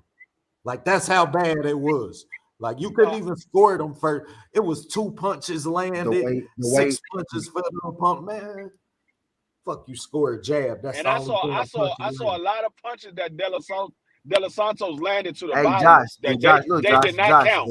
That's not outside of the realm of belief because he PBC. He PBC. That's not outside of the realm of possibility. I would be impressed if Tank took that fight. I ain't even gonna hold you. But they ain't gonna take that fight. They ain't gonna take that fight. Oh, that shit didn't do no justice. I wanna hear what the Shakur fans gonna say about this fight because that fight didn't do him no justice. And I like Shakur. I like De Los Santos. I like Devin. I like all these guys. I don't have a favorite fighter. I like all these guys. But that shit didn't do him no justice at all. Facts. And bro, I'm a Shakur fan. Yeah, man, I ain't gonna hold you. I feel like Shakur beat Tank, lose to Devin. Yeah, I mean, I feel like Devin lose to Shakur. I mean, I feel like Devin lose the Tank too. No, if I was the referee in that fight, I'd have been like, man, I'd have been like, all you motherfucking judges, throw your fucking cards away. They got to run this shit back. This shit is boring as hell. Lose the Tank and beat Shakur. You understand? I feel like Dev lose the Tank and beat Shakur. Like, I don't like shit. Because all of them still showing you the same flaws. That's gonna benefit. You understand? You got Tank who have problems closing the distance. You talking about a fighter in Shakur who done showed us he gonna get on that horse. Yeah, Tank gonna close out. Yeah, Tank know how to cut off the ring and set traps. But shit, Shakur just showed us, goddamn it, by no means will I put myself in harm's way. I tell you what. If Shakur had that performance last night and Tank Davis would have had the performance of De Los Santos, Tank Davis would win that fight. Tank Davis would have won that fight. Well, after watching last night, yeah, I mean, I can't say that no more. I'm like shit. I'm gonna tell you the reason. The reason why they gave it. The reason why they gave it to Shakur is because De Los Santos is not a big name. If that was Tank Davis, they would have gave that fight to Tank Davis. Well, bro, I agree with you, but what I'm saying is I felt like Shakur might have beat Tank before because of the willingness of when he sat in the pocket against a Jamel Herring. No. I'm not talking about Shakur that we saw before the fight. I'm not talking about Shakur that we saw before the fight. I'm talking about if the Shakur that we saw last night, and if Y'all saying the same thing. Fighting how he fought last night, bro. He don't beat nobody. He don't beat Rayo Ballas. Y'all saying the same thing, D-Free. He saying before the fight, he would have thought Shakur would have beat Tank, or he would have had a chance to beat him. Now he don't. Right. Now, I understand that. A lot of people thought that. But what I'm saying is they gave Shakur the benefit of the doubt because of his namesake. Because De Los Santos is not a big name. But if that was Tank Davis and they both fought that way last night, Tank Davis would have won that fight. Well, but that's because Tank Davis would have sat on them shots. So I'm not even talking about Tank Davis, like them rounds when De Los Santos landed 4 punches. 4 punches from Tank different than 4 punches from De Los Santos. No, I'm not talking about changing anything. I'm talking about the fight went down the way it did, not changing anything. If you take the name De Los Santos out and put Tank Davis in it, Tank Davis will win that fight. They didn't give it to De Los Santos because he's not a big name. That's what I'm saying is that fight don't even look the same if you put Tank Davis in that fight. Yeah, I know that. I'm just saying the reason why Shakur won. I'm just saying the reason why Shakur won is because of his namesake. Yeah, I feel you there. That name is definitely bigger, but I mean, I already know if that was Shakur, if Shakur would have had that performance against a Tank Davis, he might be just now waking up. Period. He might be just now waking up. Period. Because Shakur would have got caught. Like when De Los Santos caught Shakur in the corner, De Los Santos didn't really engage like he should have. Tank Davis would have, because for one, Tank Davis is smarter. He's smarter than De Los Santos, and he's going to make Shakur throw a shot to set himself up. Tank Davis going to make him throw a shot to set himself up. You hit the nail on the head. And Tank showed us that in the Rolly fight. When Tank set that trap up, the first time I seen Tank set that trap up, man, and he did it, he kept spinning Rolly and spinning Rolly. I'm like, oh, it's coming. And when he shot that bitch, he showed us, hey, I know what to do with these 0.3 of a second, and I'm going to make them count. And when you see Shakur, who, last night, he ain't do nothing but, goddamn it, keep rotating away from the power hand and sit on the line. Man, Tank gonna put that pressure on you without having to punch. How we seen De Los Santos double jabbing to get close, trying to foot manipulate him. Man, Tank just gonna walk you down. And that's why De Los Santos that's why I keep saying, like, his corner wasn't prepared neither, because they didn't prepare their fighter on the front foot. He showed us a lot of weaknesses on the front foot. He was lunging out, you understand? And then he sat back a little bit. I think he was just too small, bro, to fight him on the front foot. He was just too small to fight that man on the front foot, I think, bro. Shakur, a big dude, that's bro. the only way you gonna beat Shakur. That's the only way he would have won that fight. He had longer reach, but he was a lot smaller than Shakur. Right. Like if you look at the Tank Davis and the Rolly fight, Tank Davis was much smaller than Rolly. Rolly was like 165, but Tank Davis led his ass into a trap. He said, okay, he hit me with that shot, so he think he got success. I'm going to wait for him to throw it again. He threw that bitch again and got caught, and his ass was laying on the ropes. He threw the same shot. And that's the thing with Tank Davis. You cannot throw the same shot twice. You throw the same shot twice, you're going to get caught with something. We just seen it in what, like the last 4 of his last 5 fights. You can't throw it in the same rhythm. You can't throw it in the same rhythm. Hell nah. And you especially, I'm gonna tell y'all what it was, man. He kept stepping with his jab. And see, that's the thing. That's how you know De Los Santos was like that's why I keep saying he kept trying to. You said something about his feet. You go back and watch the Rayo fight. De Los Santos like to foot manipulate you and then see what head slot you gonna go in before he commit. You understand? Shakur ain't none of that with him. You not gonna foot manipulate Shakur. He gonna shoot that jab, and that's all he kept doing, shooting that jab. Or last night we seen him keep jumping all the way back. You understand? So De Los Santos, instead of foot manipulating him and then pushing the gas, you understand, which is what you needed to do. Shit, that's the only way you was gonna close that distance because Shakur was gonna keep moving, so you did. And as much as the motherfuckers say, yeah, you leave yourself over your front foot, you understand, to be countered. You understand? And shit, Shakur wasn't countered. He ain't go to counter shit all night. Everything you did, he flinched, Yeah, because he was jumped worried back. about that hand speed. Exactly. He was so that's worried something. about the hand speed. Like, And that's something that Tim Bradley said too. He was like, Shakur's not countering. He's not countering. He just throwing a jab and backing up. He's backing straight up. He's not countering. exactly. And like, if De Los Santos would have threw a jab and threw something behind the jab on multiple occasions, he would have had a little bit more success. Period. And now you talk about 6-8, 8-6 rounds versus you having 4-punch rounds. You understand? These are the things that I expect your corner to adjust and help you adjust to.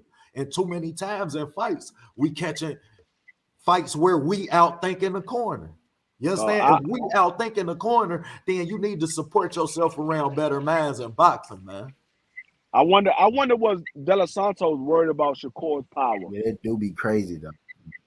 You feel me, T? I wonder was he worried about Shakur's power? Because I don't know. I got the mindset at some point I'm like, man, fuck, you're gonna have to knock me out, dog. I gotta go for broke. You're gonna have to knock me out. I'm all for you know what I think boxing should do? You know what I think boxing should do, man? You know how like in football they have offensive coordinators watching screens and they be sitting up high. I think, bro, somebody in your corner should have a headset, bro, and should be watching should be watching it on the screen because you get more angles, right? Talking to you in the corner because you can see better angles. Maybe it's an angle thing with facts, and not to mention it's an environment thing. You know what I'm saying? Watch it. The cameras around you, ringside. You got the emotion of the fighter. You understand that shit? You in the moment a lot, so you not gonna see everything that we see from the TV. You understand? Yeah. Like shit. So yeah, you right. That probably would be helpful too. Yeah. I think they should have somebody in the back sit, you know what I'm saying, and talk on the headset like they do in football. Like, okay, you know, just like a trainer coordinator, goddamn type shit. You know what I'm saying? Just it should be somebody sitting up in a press box. I mean, not the press box, the sky box, in the locker watching room. a big screen. Watching the big screen, and somebody in the corner got headsets on. He like, hey, tell that man to step to the left, throw the double hook, come with the right hand. He's open for it. I'm seeing it. He's open for it. Type shit. Facts. And shit, that's something that's, I don't know. I always felt like shit, I'm gonna do whatever I can to make sure I win, like, because I don't like losing, and nothing I do, like real talk, I'm gonna do whatever I can, like. So I think that's what Shakur did last night. He said, you know what? I ain't really gotta engage. I just gotta throw my jab and just stay out of his range, and I can coast to a win. I think that's what Shakur just coasted away. Yeah, because he knew that they was going to score his jab. You're going to score the jab, but if De Los Santos can't hit him, he like, man, I'm just going to throw this jab and I'm going to jump all the way out. Not gonna make me lose. Like T said earlier, they're not gonna make me lose to this PBC fight. Man, what you gonna do when somebody hit your ass? Because somebody gonna hit you. Somebody gonna put it together. Right, when they press you. When they don't give a fuck, somebody gonna butterfly walk you down about and you be hitting tight. them, and they just go get their shit out. And be tight. I'm going to land these two. I'm going to land these two bombs on your ass. I don't give a fuck how many times you hit me. I'm gonna land these bombs though. You gonna feel this motherfucker. Bombs on your ass. And you go. What you gonna do? You know what I'm saying? And Tank Davis is definitely gonna be that one to do that because we done seen Tank Davis get hit flush, and his ass ain't going nowhere. That's Tank's problem. Right. Tank will take your punch because he'll take your jab, he'll take your lead hand, but he about to goddamn it come over the top or he about to come up under Leo Santa Cruz and night your ass. So I ain't worried about that little shit that you doing. Right. That's what I'm saying. Tank Davis will be that one that will walk straight through that, or he'll let you hit him so you can leave yourself open because he know when you throw that shot, your jaw is open. either your jaw or your body is open. One of them two is open. And whichever one is open, he might let you land the first one to see what's going to be open. But when you throw it the second time, and Devin go do what you love, OT. And Devin go do what you love, OTB. Devin go shoot the jab to the body and the uppercut to the body and punch under your 1-2. He punch you under your 1-2, shooting that gut punch. Boom. Facts, because we done seen Devin change the level. When change the level with Lomachenko instead of fighting behind his height. Yeah. He going under your jab. Period. Yeah, Devin going under your jab and straight and punching you in the stomach. And then Devin flaw is that Devin open up in the pocket. You know what I mean? Like when he in the pocket, Devin open up a lot. He ain't got the best phone technique. But Shakur don't fight in the pocket though. Exactly. You understand? So you gonna have to. And Shakur's unwillingness to do so last night made me question whether you would do so with Devin. Devin go dominate the pocket on Shakur. Devin go dominate the pocket on Shakur because Shakur don't fight in the pocket. Like I know after last night, Shakur ain't getting in no pocket with nobody. You he ain't gonna be able to bag up. He ain't gonna be able just to bag up straight back out of Devin way, but you're not bagging straight back. You're not bagging straight back out of Devin way. You're not just gonna bag straight back and get out his way. He gotta hope Devin don't want to fight him. For y'all, Devin is gonna. Man, Devin about to fight that same fight against Regis. The same fight we just seen Shakur fight. Devin gonna fight that against Regis, except he gonna be more active. Because Regis gonna goddamn it make sure Regis gonna fight outside. Regis always get caught in these fucking fights where he can outbox you, but he just want to fight.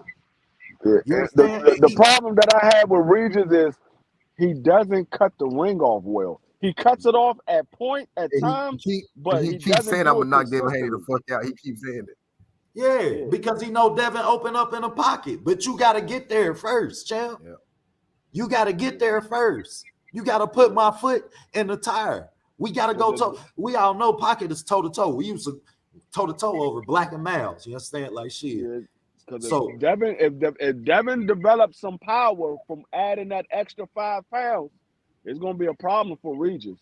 Man, if he don't, it's gonna be a problem for Dev. Because if Regis walk through whatever Dev sending and to be determined, like T just said, I take that little shit. Let me see what you gonna do when I hit you with this. We know what Regis got in that motherfucking right hand. Nah, Devin gonna start punching your ass in. Devin gonna start punching your ass in the stomach though. You ain't walking through Devin shit. Devin gonna start gut punching your ass. You're not walking through that. You ain't walking through them stomach shots. Facts. No, but the thing is, Devin know he ain't got. The thing is, Devin, bro, pay attention to what Devin be doing. Devin, okay. You think you about to walk me down? You think you about to walk me down? I'm finna put this bitch right in your sternum about 5 times, hard as a motherfucker too. Boom, watch Devin. He be loading up on that motherfucker too. Boom. Hell the thing is, that drop step jab. That's why Devin don't get walked down because that drop step jab. He got good body work. He got good body work. He got a good jab. Drop step. The problem with drop step jabs is when you dropping, you stepping. So if I'm walking to you, 1 foot up and 1 foot on the ground. I just don't. Motherfucker, time that drop step. The key for Devin. The key for Devin is not to. Gonna be some of the prettiest knockouts and ugliest ever. The key for Devin is not to get in a fight like he did with Jojo Diaz and Lomachenko. You cannot get in a fight like that with Regis because Regis is a bigger puncher than both those guys. Now Lomachenko got a little pop on it, but he ain't nowhere near the puncher of a Regis. You gotta fight Regis like he fought. You gotta fight Regis like he fought Kambosos. The first time. You gotta fight Regis like he fought Kambosos. The first time, not the second time. The first time, because the second time it was a fight. Because you gonna have to. The second time get his ass knocked out. No, the second time it was a firefight. He gonna have to throw this straight on Regis. Yeah, you can't be in a firefight with Regis. He gonna have to fight the fight. It was a firefight towards the end. In there to fight last night. You gonna have to keep your distance. Yes. Period. It can't be no pocket exchange. Hell no. He can't be in no firefight with Regis. Not quite. No, not Regis. Not quite like that. Now you can hear Regis. That nigga Regis Hey, Regis you can hit had Regis with the Josh one Taylor too. eye hanging You off can his hit Regis face. with the one too. You ain't got to hit Regis with the one. No, Josh Taylor was hitting Regis with everything. Regis kept Josh coming. Taylor was trying to and hit Regis Regis had with one, Josh two, didn't three, he, G four, Free? five. He had Josh Taylor eye hanging off the side of his face, and Josh Taylor was hitting Regis with everything. He was hitting that He man with hit that everything. boy with the You got a whole 1, scene. 2. And what was crazy is Regis was 1, 2 Regis. winning when he You was got a 1, 2 Regis, outboxing nothing Josh. more. Like shit, Regis was winning when he Now was Regis won that fight, outboxing bro. Now Josh. Regis won that fight. Yeah. Killing him, rolling up under him, coming over the top. He going to the body. Hey, they just 1, 2. That you got a 1, 2 Regis to death. Yeah, you cannot get in a fire for that, and that's what I keep saying with Devin Haney. You're the superior boxer against these other You got guys, a 1, 2 except Regis for Loma. Loma, I'm not gonna say you're the superior boxer. I believe you're a better boxer, but not a superior boxer over Loma. But the other guys that he fought in the past, he was a superior boxer. There's no reason for him to be in a firefight. There's no reason for Devin to be in a firefight. You cannot be in a firefight with Regis Prograis. I don't care how many Devin times you started hit doing that Regis. because I was calling him boring. Unless you got some real power and you drop Regis or you make Regis respect you, you cannot be in a firefight with him because he's going to hit you. And we all know that Devin been wobbled a couple times. And we done seen Dev run out of gas. Yeah, we have We seen done him run out of seen gas. Dev run out of gas. So goddamn And it. that's the thing that I'm worried about. In the later rounds, Devin tends to slow down and get hit a lot more. That's what I keep saying. That's what I'm worried about. I think Devin is going to outbox him the first 6, 7 rounds. It's the later rounds that I'm worried about because that's when Dev tends to get hit a lot more. And with Regis power carries late. So you getting hit by Regis, it ain't going to be the same as you getting hit by JoJo or you getting hit by Loma. It ain't going to be the same as that. Or Linares. Ain't going to be no corner for you to walk to, champ. They gonna wake your ass up in Oakland Med Hospital. That's the thing that I'm worried about because I have seen Dev can outbox his opponent the first 7 rounds. The last couple of fights I've seen him, he tends to get hit a lot more. He gets hit a lot more between 7 and 12. Respect on Regis now again since I just think. Yeah. But I mean, it's gonna be a hell of a fight.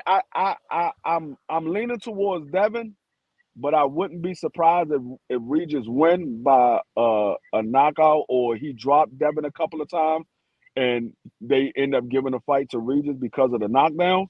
I wouldn't be surprised, but I'm leaning towards Devin. I think Devin is going to put enough rounds in the bag to win it because I don't think it's going to be a knockout. But hey, I don't know. It could very well end up in a knockout. I think Devin is a little more smarter. I think Devin's smart enough to not get caught to where he's getting knocked out. He might get wobbled. But I think who the favorite? Devin Haney the favorite right now. I got Regis. I got Regis. That's crazy. I got Regis. I'm not. If he I'm can not, keep his I'm activity rate up, like you say, man. Regis not the most active fighter. Me personally, I think it's a 50-50 fight. I think it's a 50-50 fight. So I'm not mad if somebody said they got Regis. I'm not mad if somebody said they got Devin because I believe it's a true 50-50 fight because we know Regis. We know Regis got the power. Boy for taking that fight now. Hey, say that shit again, T. Regis got the power. He a bad boy for taking that fucking box. Bro, niggas was in here trying to tell me yesterday they would rather. Niggas was trying to tell me yesterday they'd rather fight Regis than Mario Barrios. I was like, man, y'all don't say that stupid ass shit. Hell no. I said, man, y'all crazy. Now Mario Barrio ain't no slouch, but I'd rather fight Mario Barrio over Regis. I want somebody. Right. I want somebody where I ain't got to worry about the power as much. Come on, bro. Exactly. Mario Barrios is a 1 foot, one-dimensional fighter. Now Mario Barrio got a little pop got on one. He got a little pop on his shots, but Mario Barrio is predictable. You know where he's going to be at, and you know what he's trying to do. Regis, Regis, we know what he's trying to do. It's a matter of can you stop him from doing what he's trying to do. That's the question with Regis. Right. And shit. You know Regis is coming in there. At some point, he's going to try to fight you. Can you stop him from fighting you? That's the problem. When Regis can box with the fucking best of them. The kid can box.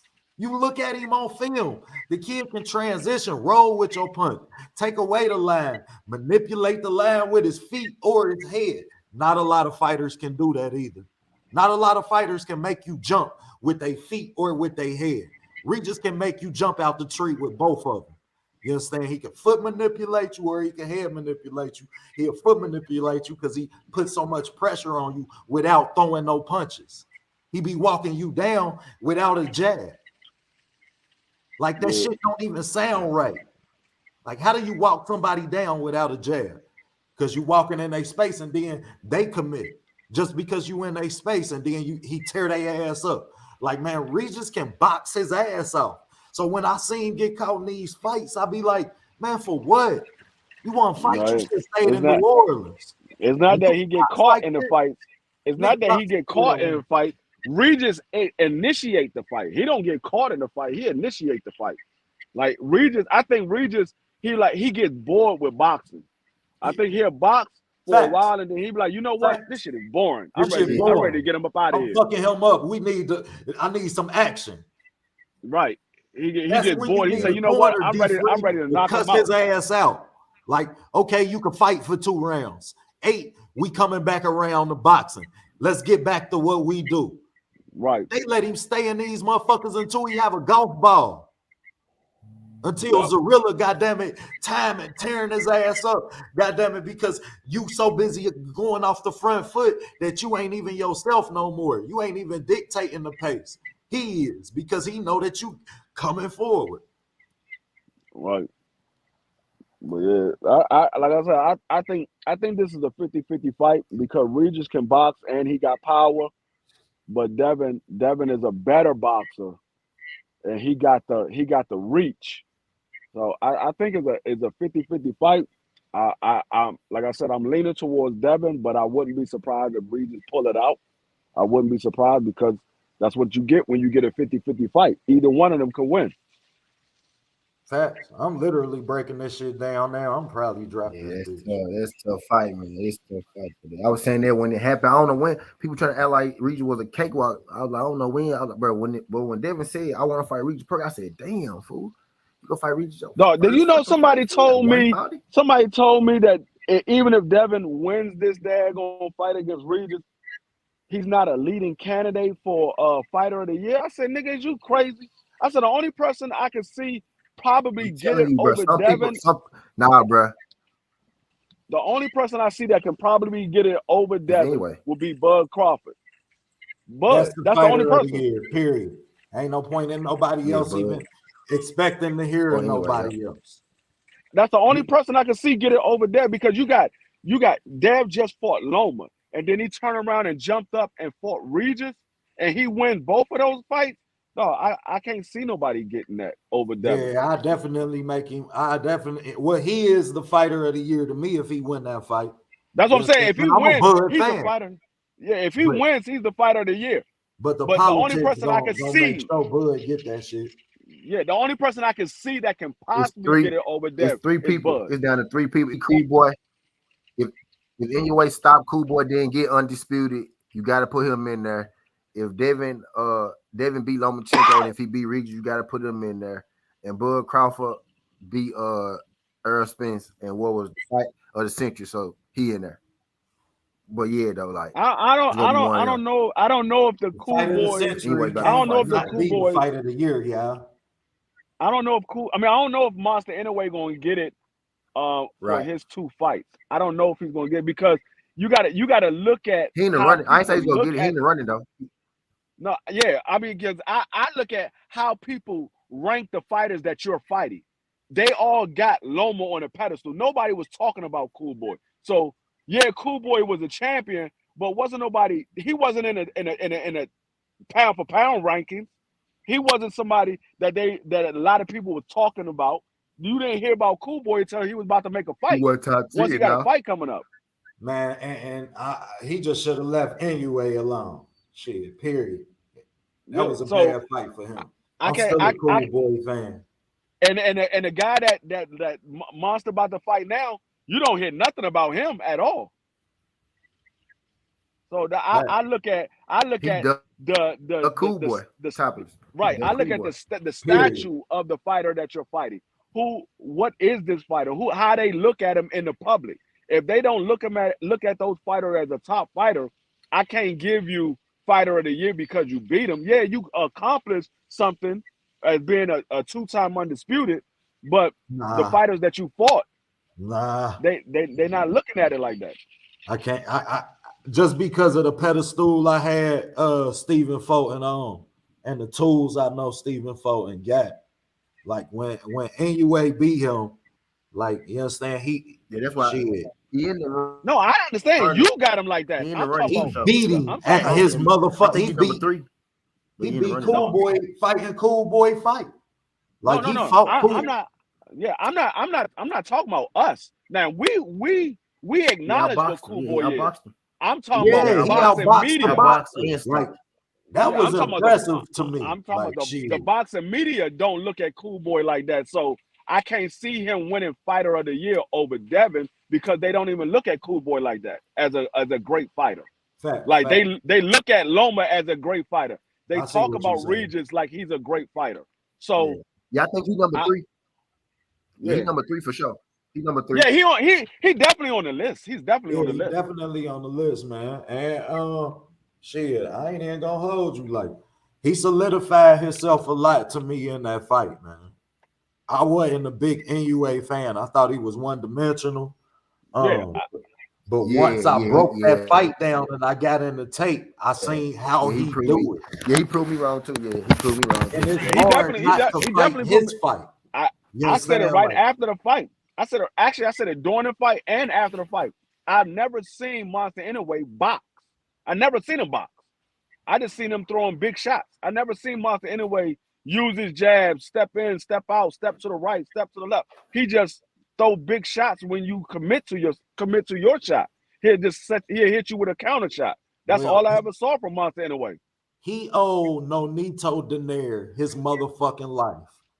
Because after the Nonito fight, he started figuring out how to manipulate the line, how to slip. You understand? We seen him slipping and jab a lot. Like, you understand, man? Shit. He took boxing to his next level. And he progressed after that Nonito fight. Another reason why I don't put Monster Inoue up there too high just yet, because I got to see him fight outside of Japan. I got to see him fight outside Japan, because it's one thing you doing it when you got the home crowd behind you. It's another thing when you doing it in somebody else's backyard, or you doing it in a neutral site. It plays a part when you got people behind you, and then you go somewhere and the person you fighting got just as many people behind him as you do. That plays a part, because now everybody ain't screaming for you; they screaming for him as well. So that's why I can't put Monster Inoue up there just yet, because I haven't seen him fall outside of Japan yet. Man, that motherfucker can fight, and he can box. No, he can fight. He can fight, but I gotta see him do it outside of Japan, because we see niggas overseas all the time be hell of a fighter until they step on U.S. soil, and then you be like, damn, this motherfucker got his ass whooped. Remember AJ? Everybody was like, oh, AJ, he got some skills. And then he fought motherfucker Andy Louise over here in New York and got his ass whooped. Facts. And that's why I always say, like, shit, all that factor in to how you gauge a fighter and how you judge a fighter. Like, shit, that's why y'all hear me say, like, shit, certain fighters ain't never, I can't say a fighter is going to be it who ain't never been a main event. Like, you ain't never had to wait till you the last fight.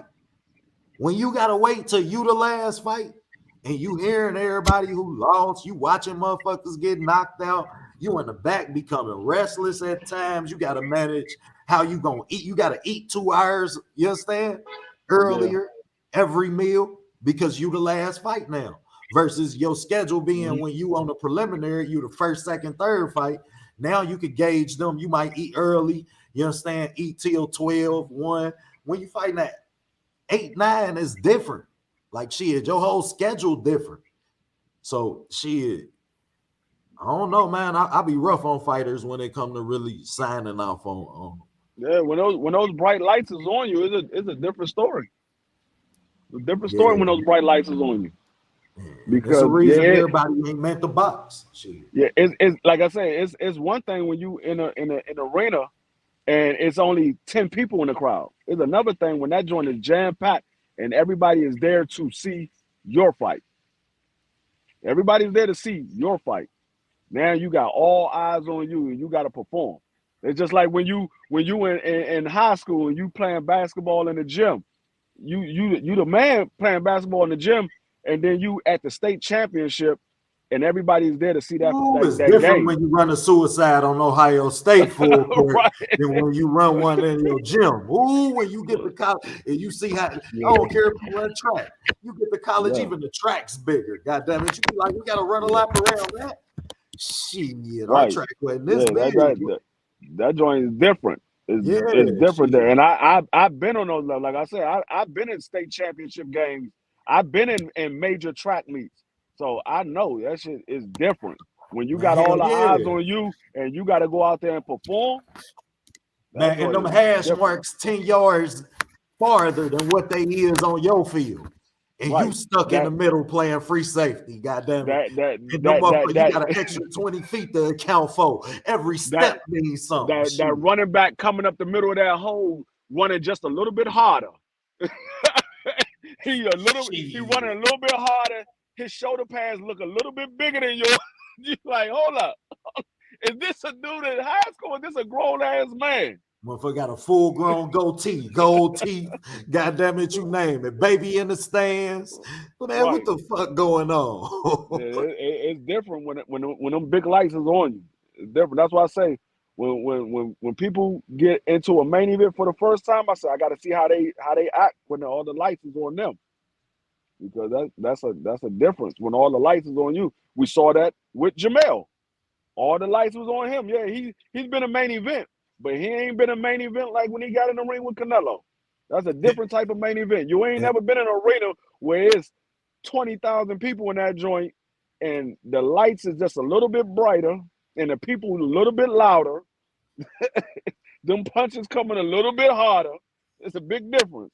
Jamel and not only that, it's a big difference coming up into the fight, bro. Like shit, that's a different adjustment. Canelo pressure is different. Like when you fighting Canelo, the whole world know about your fight. Right. That's a different level of pressure. Jamel ain't never had no press conference tour. Jamel, he got the fight sign and they ready to fight. He ain't had no press conference tour. They Zoom press. They used to doing Zoom press conferences. Right. Shit, this ain't no damn Zoom press conference. Y'all face to face and y'all in front of the media and the fans. It's different. But that shit was boring, dog. I was depressed when I got off the joint, dog. I went to BF and BF was clowning. I was like, yeah, it's gonna be one of those weekends, dog. There's gonna be some people trying to take up. It's gonna be some people giving a true assessment, and it's gonna be some people that's just gonna be quiet. Well, it shouldn't be, bro. Like, even if you're a fan of Shakur's, now it should be that more evident to you. You understand that this next stage in his career is that much more, you understand, important now. Yeah, you're gonna have to show us, bro. Yeah, that's coming from a true fan. But when we talking about these guys that's more so they ride the bandwagon just a little bit too hard. They hold on to the handlebars just a little bit too tight. It's different because they seeing with Shakur Stevenson glasses. They ain't seeing with boxing glasses. They trying to figure out. They trying to make try to find every excuse or come up with every excuse why it happened this way. Why he didn't do this? Why he didn't? They No, gonna just walk say. that boy in the ring with Tank, and Tank gonna put him in front of in the front row. And that's the main reason why I said I couldn't be a fan of a boxer. I got to be a fan of boxing. That's why I said my last favorite fighter retired years before social media even came out, and that was Sugar Ray Leonard. That was my last favorite fighter. Now I like Roy Jones, but Sugar Ray Leonard was my favorite fighter all I time. was a Pernell Whitaker, boy. I used to watch Sweet Pea. Hey, D-Free, I cried when Sweet Pea lost to De La Hoya. Oh yeah. I still think he got robbed. I went in the room and cried. My mama say, "You ain't fought no damn body." I think I got a whooping for that shit. He cried But about yeah, this. that's why I said I couldn't be a fan of a fighter, because I want to be able to assess these fights with a even landscape. If I'm a fan of a fighter or that, and my fighter is fighting, I'm not going to assess that with no even landscape. I'm already had my bias because I'm a fan of that fighter. Facts. I was like, nah. I mean, some people can do it. I'm just not one of those people. I'm not knocking nobody that can do it. Like Knockout, he can do it. I'm not one of those people. If I'm a fan of a fighter, I'm gonna have some type of bias towards my fighter. So that's why I said I'm not a fan of nobody. Exactly. Everybody does and will. You understand? Yeah. But what separate, you understand, what separate the two is your willingness to admit your fighter's flaw. Right. You And that's why I said Knockout do it all the time. A flaw that we had never seen before. Right. And see, that's why I fucks with Knockout and BFTB, because they ain't afraid to say, yeah, he fucked up, or yeah, he ain't moving right. They ain't afraid to say that. Other fighters will be like, nah, they'll make up an excuse. I mean, other fans will make up an excuse why that fighter is doing that. No, it ain't no excuse, dog. He just ain't doing what he's supposed to be doing. Just leave it at that. It is what it is. He ain't doing what he's supposed to be doing. And they're Bud Crawford ain't have to fight Boots. Dog, he got other obligations. Dog, when you become the undisputed champion, your obligation as a champion is to fight your mandatory. That's your only obligation. That's the only obligation you got. It's to fight your mandatory. You are the champion. You got all the other belts. There is no other belt for you to get. Your only obligation is to fight the champion. I mean, fight the mandatory. So was the sanctioning body that stripped him not a part of the initial contracts that made it an undisputed fight? They was a part of it, but in their rules. They belt was a part of it, so they knew that belt was gonna be tied up in a rematch if it was a rematch. That's not why they stripped him. That's not why they stripped him, because the reason they initiated the for him to be stripped is when Bud Crawford said, "I have no what's the word I'm using for?"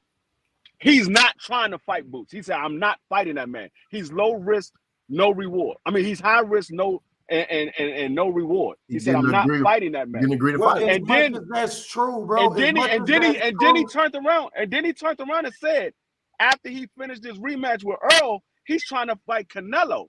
So that means you are definitely not fighting Boots. If you're trying to go fight Canelo, you moving from 54. You as the sanctioning body of that belt, your obligation don't start worrying about what go on with that belt exists until after that rematch that you made your belt a part of in the first place. No, but see, the thing is, in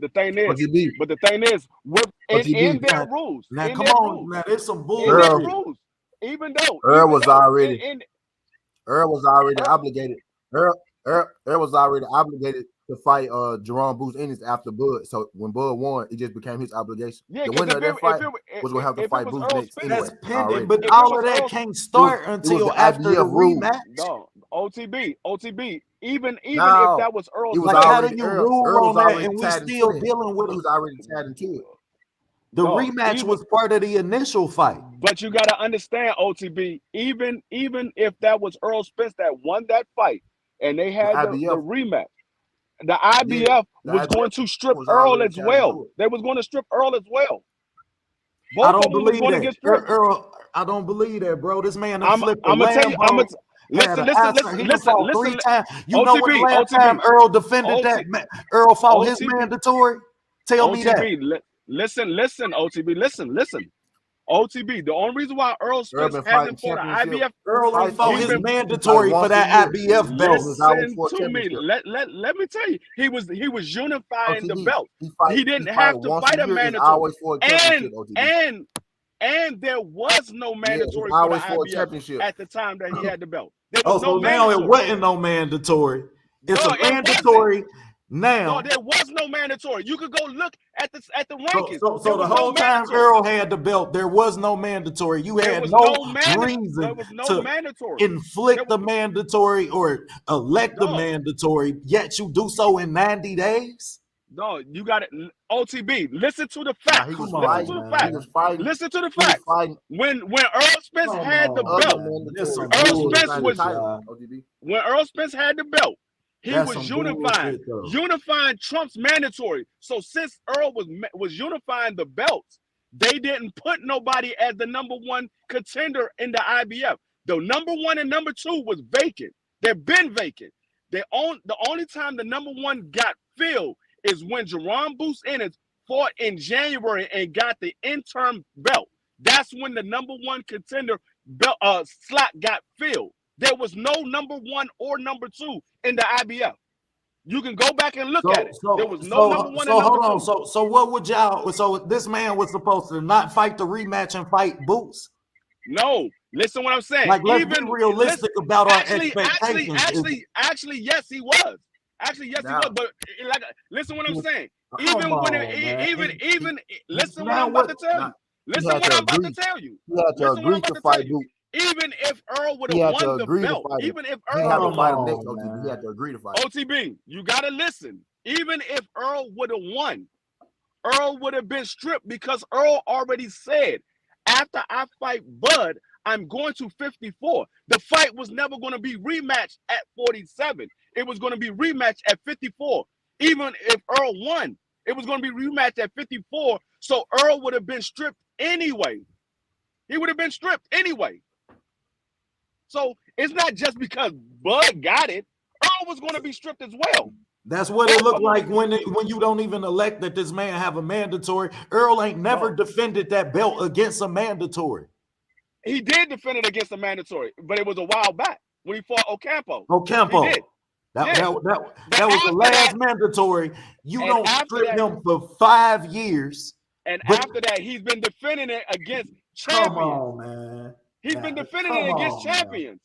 Now, right is right, wrong is wrong. So now, that's some bullshit. When does mandatory? That's some bullshit, y'all. When does mandatory trump unification? When does mandatory trump unification?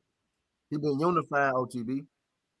You're asking that question, yet you're supporting the fact that they're stripping a unification defense. Yes, it's not a unification defense. Does not trump mandatory. Unification defense does not trump mandatory. It does not trump mandatory. No, it does not. Earl don't got no belt. Come on, man. A defense does not trump a mandatory. Earl don't got no belts.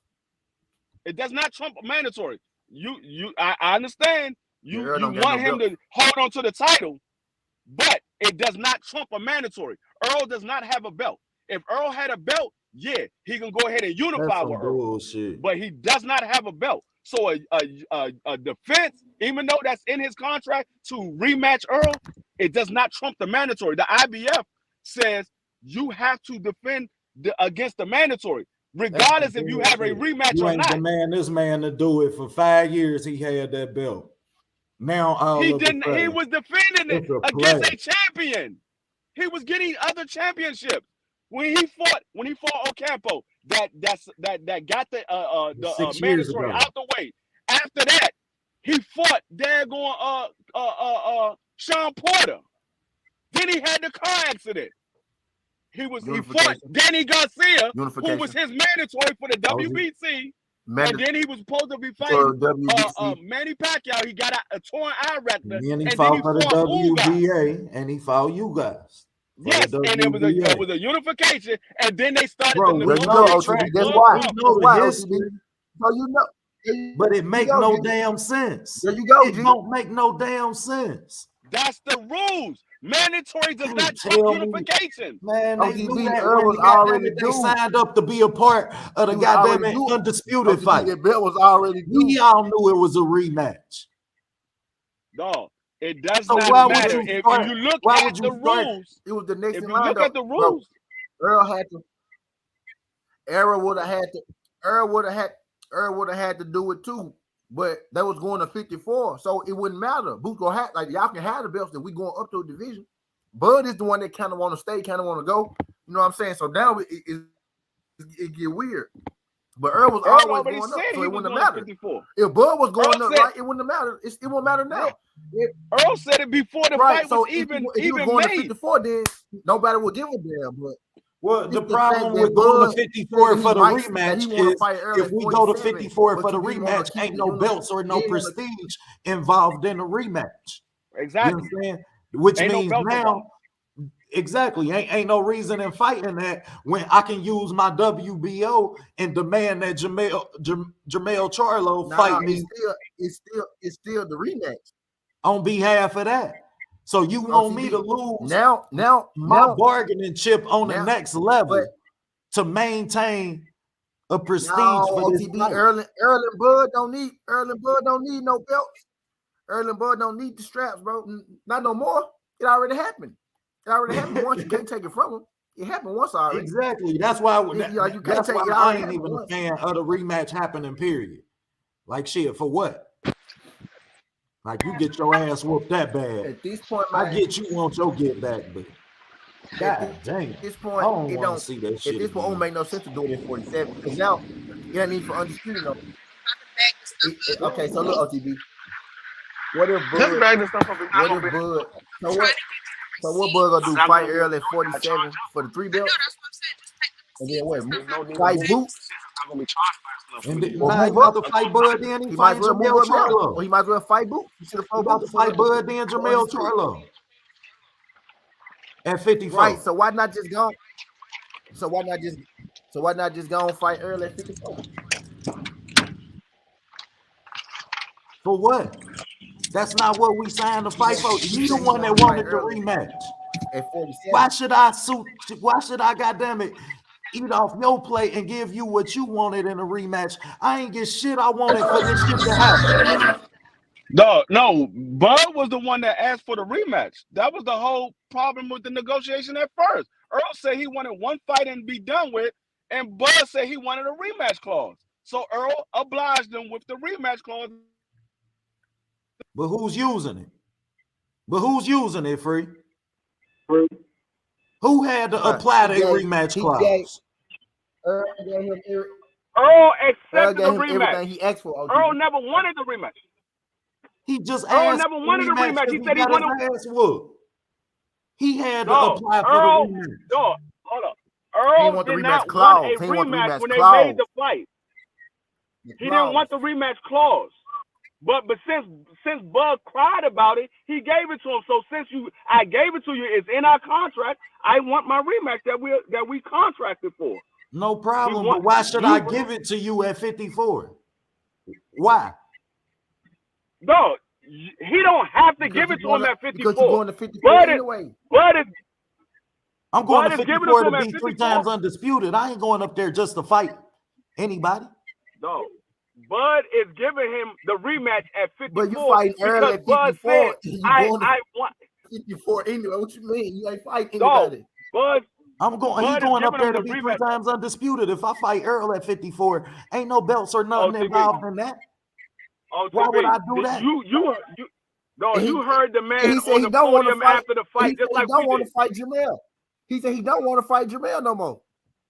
I ain't never heard him say that. He said he don't want to fight Jermell no more. He did say that. Man, that's after Jermell. He said this right after the fight was up, right after Canelo and Jermell was over with. That's because he was petitioning to get the Canelo fight then. He said that shit and right Canelo after the fight was over with, bro. that. Literally, the bell said, "Ding." He said, "I don't want to fight. I don't want to fight Jermell no more."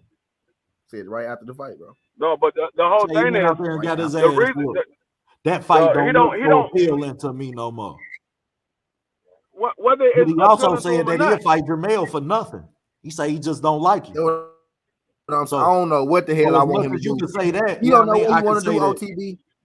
He don't know what he want to do. OTB. We don't know what he gonna do. But after the Earl Spence fight, Earl Spence say, I'm I confused. hope Dog. that the That fight is nigga at don't want to fight 54. Boots at But if 47. Don't want to fight it's Earl at at 54. He sat there talking because he sat there talking to Jermell the whole time when the rematch between Earl didn't have to happen. Jermell didn't have to take the Canelo fight. He don't want to fight him. We could have went straight into the Terrence Crawford, Jermell Charlo fight from the Errol Spence fight. But Jermell went and fought the Canelo fight. That's what Jermell said. That's what Jermell said. Bud said he don't want to fight him. No, they was gonna fight after. Jermell said, I'll fight Bud now. He said, Bud been talking shit. I'll fight Bud now. Bud And said, then he signed to fight Canelo. And then he signed to fight Canelo. Like right after. Yeah. Fresh after the Errol Spence fight. Fresh after Errol got his ass whooped. Mel was announcing he fighting Canelo. So he couldn't have went straight into the Terrence Crawford fight. He couldn't go into Terrence was he couldn't go into the Jermell fight. They weren't gonna fight before. Mel talking about some why he couldn't go into me. They was gonna fight after Canelo. They was gonna fight after Canelo. No, they could fight. We talking about fight after right. Canelo. Bud said he was straight. Not before Canelo. He fight Tim He Tszyu couldn't at fight first. Jermell He before wasn't even gonna Canelo. fight Canelo at first. He was fighting Tim Tszyu at first, and then he had to fight Tim Tszyu. Bud had to fight Earl, and Jermell had to fight Tim Tszyu. If he didn't get the Canelo fight, he had to fight Tim Tszyu. But because he got the Canelo fight, so exactly he had to fight Tim Tszyu because Tim Tszyu did the same thing that Bud doing. Jermell did the same thing to Tim Tszyu that Bud doing the Boots. Exactly. So that's why Jermell got stripped and Boots did too. And Bud did too. Exactly. But it's understood. You got a mandatory. It's understood that Jermell didn't fight Tim Tszyu. Jermell didn't fight Tim Tszyu because he fought Canelo. He didn't fight Tim Tszyu because he fought Canelo. Yeah, that's why he got. That's why he got stripped. That's why. Yeah, but if Bud go fight Errol at 47, if you go make Errol stay at 47. Why not keep the undisputed? You know what I'm saying? Why not? All he had to do was to agree to fight, but he didn't have to fight Boots. He just had to agree that he was going to fight him. Right. He never let them know shit. Yeah, so all he had to do was say, he let him know. He told him that he wasn't fighting him. Because like I said, he got notified. He told him that he wasn't. What are you going to do? Yeah, he got notified. They said, we need to know what you're going to do. Are you going to fight your mandatory after you finish the rematch with Earl? He said, I'm not fighting that man. He said, I'm not fighting him. So they stripped him. You're not fighting him. We're going to strip you. Now, because he could have got an extension and didn't have to fight him because he was fighting Earl at 54. No, they asked him, what are you doing? Because he could have got it. He could have got your next fight. He could have got an extension. The belt's gone. Y'all moving up. No, he could have got an extension. They asked him, what are you doing? And he said, I'm not fighting that man. It don't make sense. It's high risk, no reward. Moving up. He have no intentions on fighting that man. None whatsoever. Even after the rematch with Earl, he has no intentions on fighting Boots. Now, what he can do, since he want to be a 3-time undisputed, he can go fight Boots now that Boots is the daggone IBF champion. He can go fight Boots now. After he fight Earl, he will be a 3-time undisputed. Only thing I justify him doing, and the only thing left to do is the fight for undisputed at 54. He got to be 3 division undisputed. He can't. I mean, 3 times. I mean, he said he don't want to fight. He don't want to fight Jermell no more. He said he don't want to fight Jermell no more. 3 times or 3 division. It's never been done. I don't believe it, bro. And I just seen Bernie talking about this shit the other day. Bro, he said it. No, he said it. It's out there. He was cool on Jermell. Jermell called him out right after fighters say a lot of people say shit in the moment. Like, let's remember he was there at the Canelo fight. I mean, so taking you pictures with heard what Bernie said, Jamal and Charlo. you believe you believe what Bernie said. I So take if it you with a believe grain what of Bernie salt, said, bro. But I know I know who I'm dealing with. This somebody who, no. But and what I'm saying then this is right after Jamal just went out there and looked horrible against Canelo. okay, but listen what I'm So saying. So I'm gonna what I'm take that saying shit with is a grain of salt. For three Bernie divisions saying that. undisputed, No, three what Bernie divisions, saying that. and nobody All I'm did saying it. is according to You're not gonna Bernie turn and that his opportunity and down. Bus. And No, during listen. the Errol Spence fight, According to AD Free, during that Errol that's not Spence fight, who he was talking to in the front row? no, but Who he was talking Jamel is to? not undisputed. Who he was Jamel is talking not to? undisputed. Right. Listen, Jamel is not undisputed right now. He's Yeah, not nah, undisputed. Jamel owed Tim Zoo that fight. So while Jamel got to fight a mandatory, I think it's somebody announced a mandatory for Jamel already. Jamel shouldn't fight nobody at 54 other than Tim Zoo, who you did everything but If he's fight. fighting him, He was your mandatory since you fought Brian Castano. no. What I'm saying is, So fight him, you get your saying that strap back while Errol and Bud get their rematch out the way. he can if Jamel is going back to 54. We don't know if he's going back to 54. Man, Jamel ain't. He said he ain't going nowhere else. He said he ain't going He nowhere could go else. back to 54. He could go to 60. Where his He's been brother at? undisputed at 54. His brother's Now Jamel said he about to going go to up to 54. He said he 68. going to 54. Yeah, Jamel said he going No, back Jamel to said. 54. Listen what I'm saying. Listen what I'm Yes. saying. He said he's going back to 54, but you're already undisputed at 54. You can go to 60 and try to become undisputed at 60. Jamal is going to 68. That's why he's fighting Jose Benavidez at 63. He said it in the interview. He's getting them ready for 68. Yeah. So Jamal is moving up to 68. So Jamel can go to 60 and try to work him undisputed at 60. Now, I'm not saying that he's not going to 54, but I'm saying it's really no reason to go to 54. You already been undisputed at 54.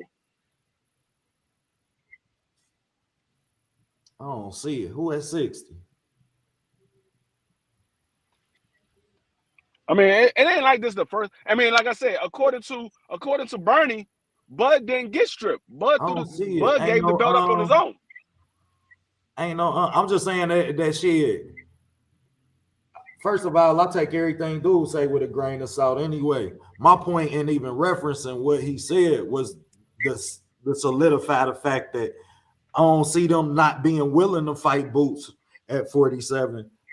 I don't see him not being willing to fight Jamel at 54. Shit. Well, I just go by what the man said. The man said he's not fighting. I just don't know that Boots. I just don't know that the coming off of the biggest, highest paying fight that you'd have ever had. For what? For what? I mean, it ain't like it's the first time that happened. Like for what? It ain't like it's the first time it happened. Who else did it? This ain't the first time it happened to Bud. Who else did it? Bud got stripped from the. Bud got. No, well, I'm saying technically, who else came off the highest grossing fight that they ever had, and then took the most dangerous fight, if that's what y'all want to call it. Technically, it was going to be. Listen, what I'm about to say. Technically, it was going to be. It was going to be Savannah Marshall. She was about to fight Sadisha Green. Man, get the fuck out of here. She was about to fight Sadisha Green. I don't doubt that. I'm just saying that's argued. Sadisha Green ain't even. A lot of people would argue that Freshan Dejan Cruz is a more dangerous fighter than the Green girl. And I argue. I don't know that would be the most dangerous fight. This would be the most. Tell you right now, whoever say the highest grossing fighting the most dangerous. Whoever say Sunshine Cruz is more dangerous than Sadisha Green don't know nothing about boxing, and they ain't been watching Sadisha Green. That's what I tell you. Because Sunshine Cruz ain't nowhere near as dangerous as Sadisha Green. Nowhere near. And I like Sunshine Cruz. You know she from the DMV. I like Sunshine Cruz, but she ain't. No, I don't think the green not chick. even. I think that I don't see what you see in the green chick. Okay, watch her. I don't see Watch it. her. I done watched her, champ. Watch her. Studied her. Watch her when she fight. When she fight. One When she fight. dimensional. Did you see her Franchise. lose? Did you see her lose? Watch when she fight franchise. Did you see her lose? Did I see her what? Did you see her lose? Today? No. Yeah. Watch when she fights franchise. No, how early was that in her career? Bro, that's not. You realize that the person that you saying she not as strong as her first fight was Clarissa Shields? Come on, man. You talking about franchise? Yeah. Her first fight Sedation was Clarissa Shields. So don't bring up how early in her career. No, what I'm saying is, you'll see. I can't wait, cuz I got Sedation Green stopping franchise Cruz. I'm just saying that's an arguable. Yeah, I mean, that's an arguable. I got Sedation Green stopping her. That's an arguable variable. I got her stopping her badly. She's gonna stop franchise Cruz badly. That's an arguable variable, and that's a good fight. I'm telling you, she's gonna stop her badly. She's gonna stop her badly. You're gonna see. That's a good fight. Yeah, like I said. And I like Sunshine Cruz, but she's gonna get stopped badly. She don't have good defense. She get gas early in fights. She's gonna get stopped bad. She's gonna get stopped bad.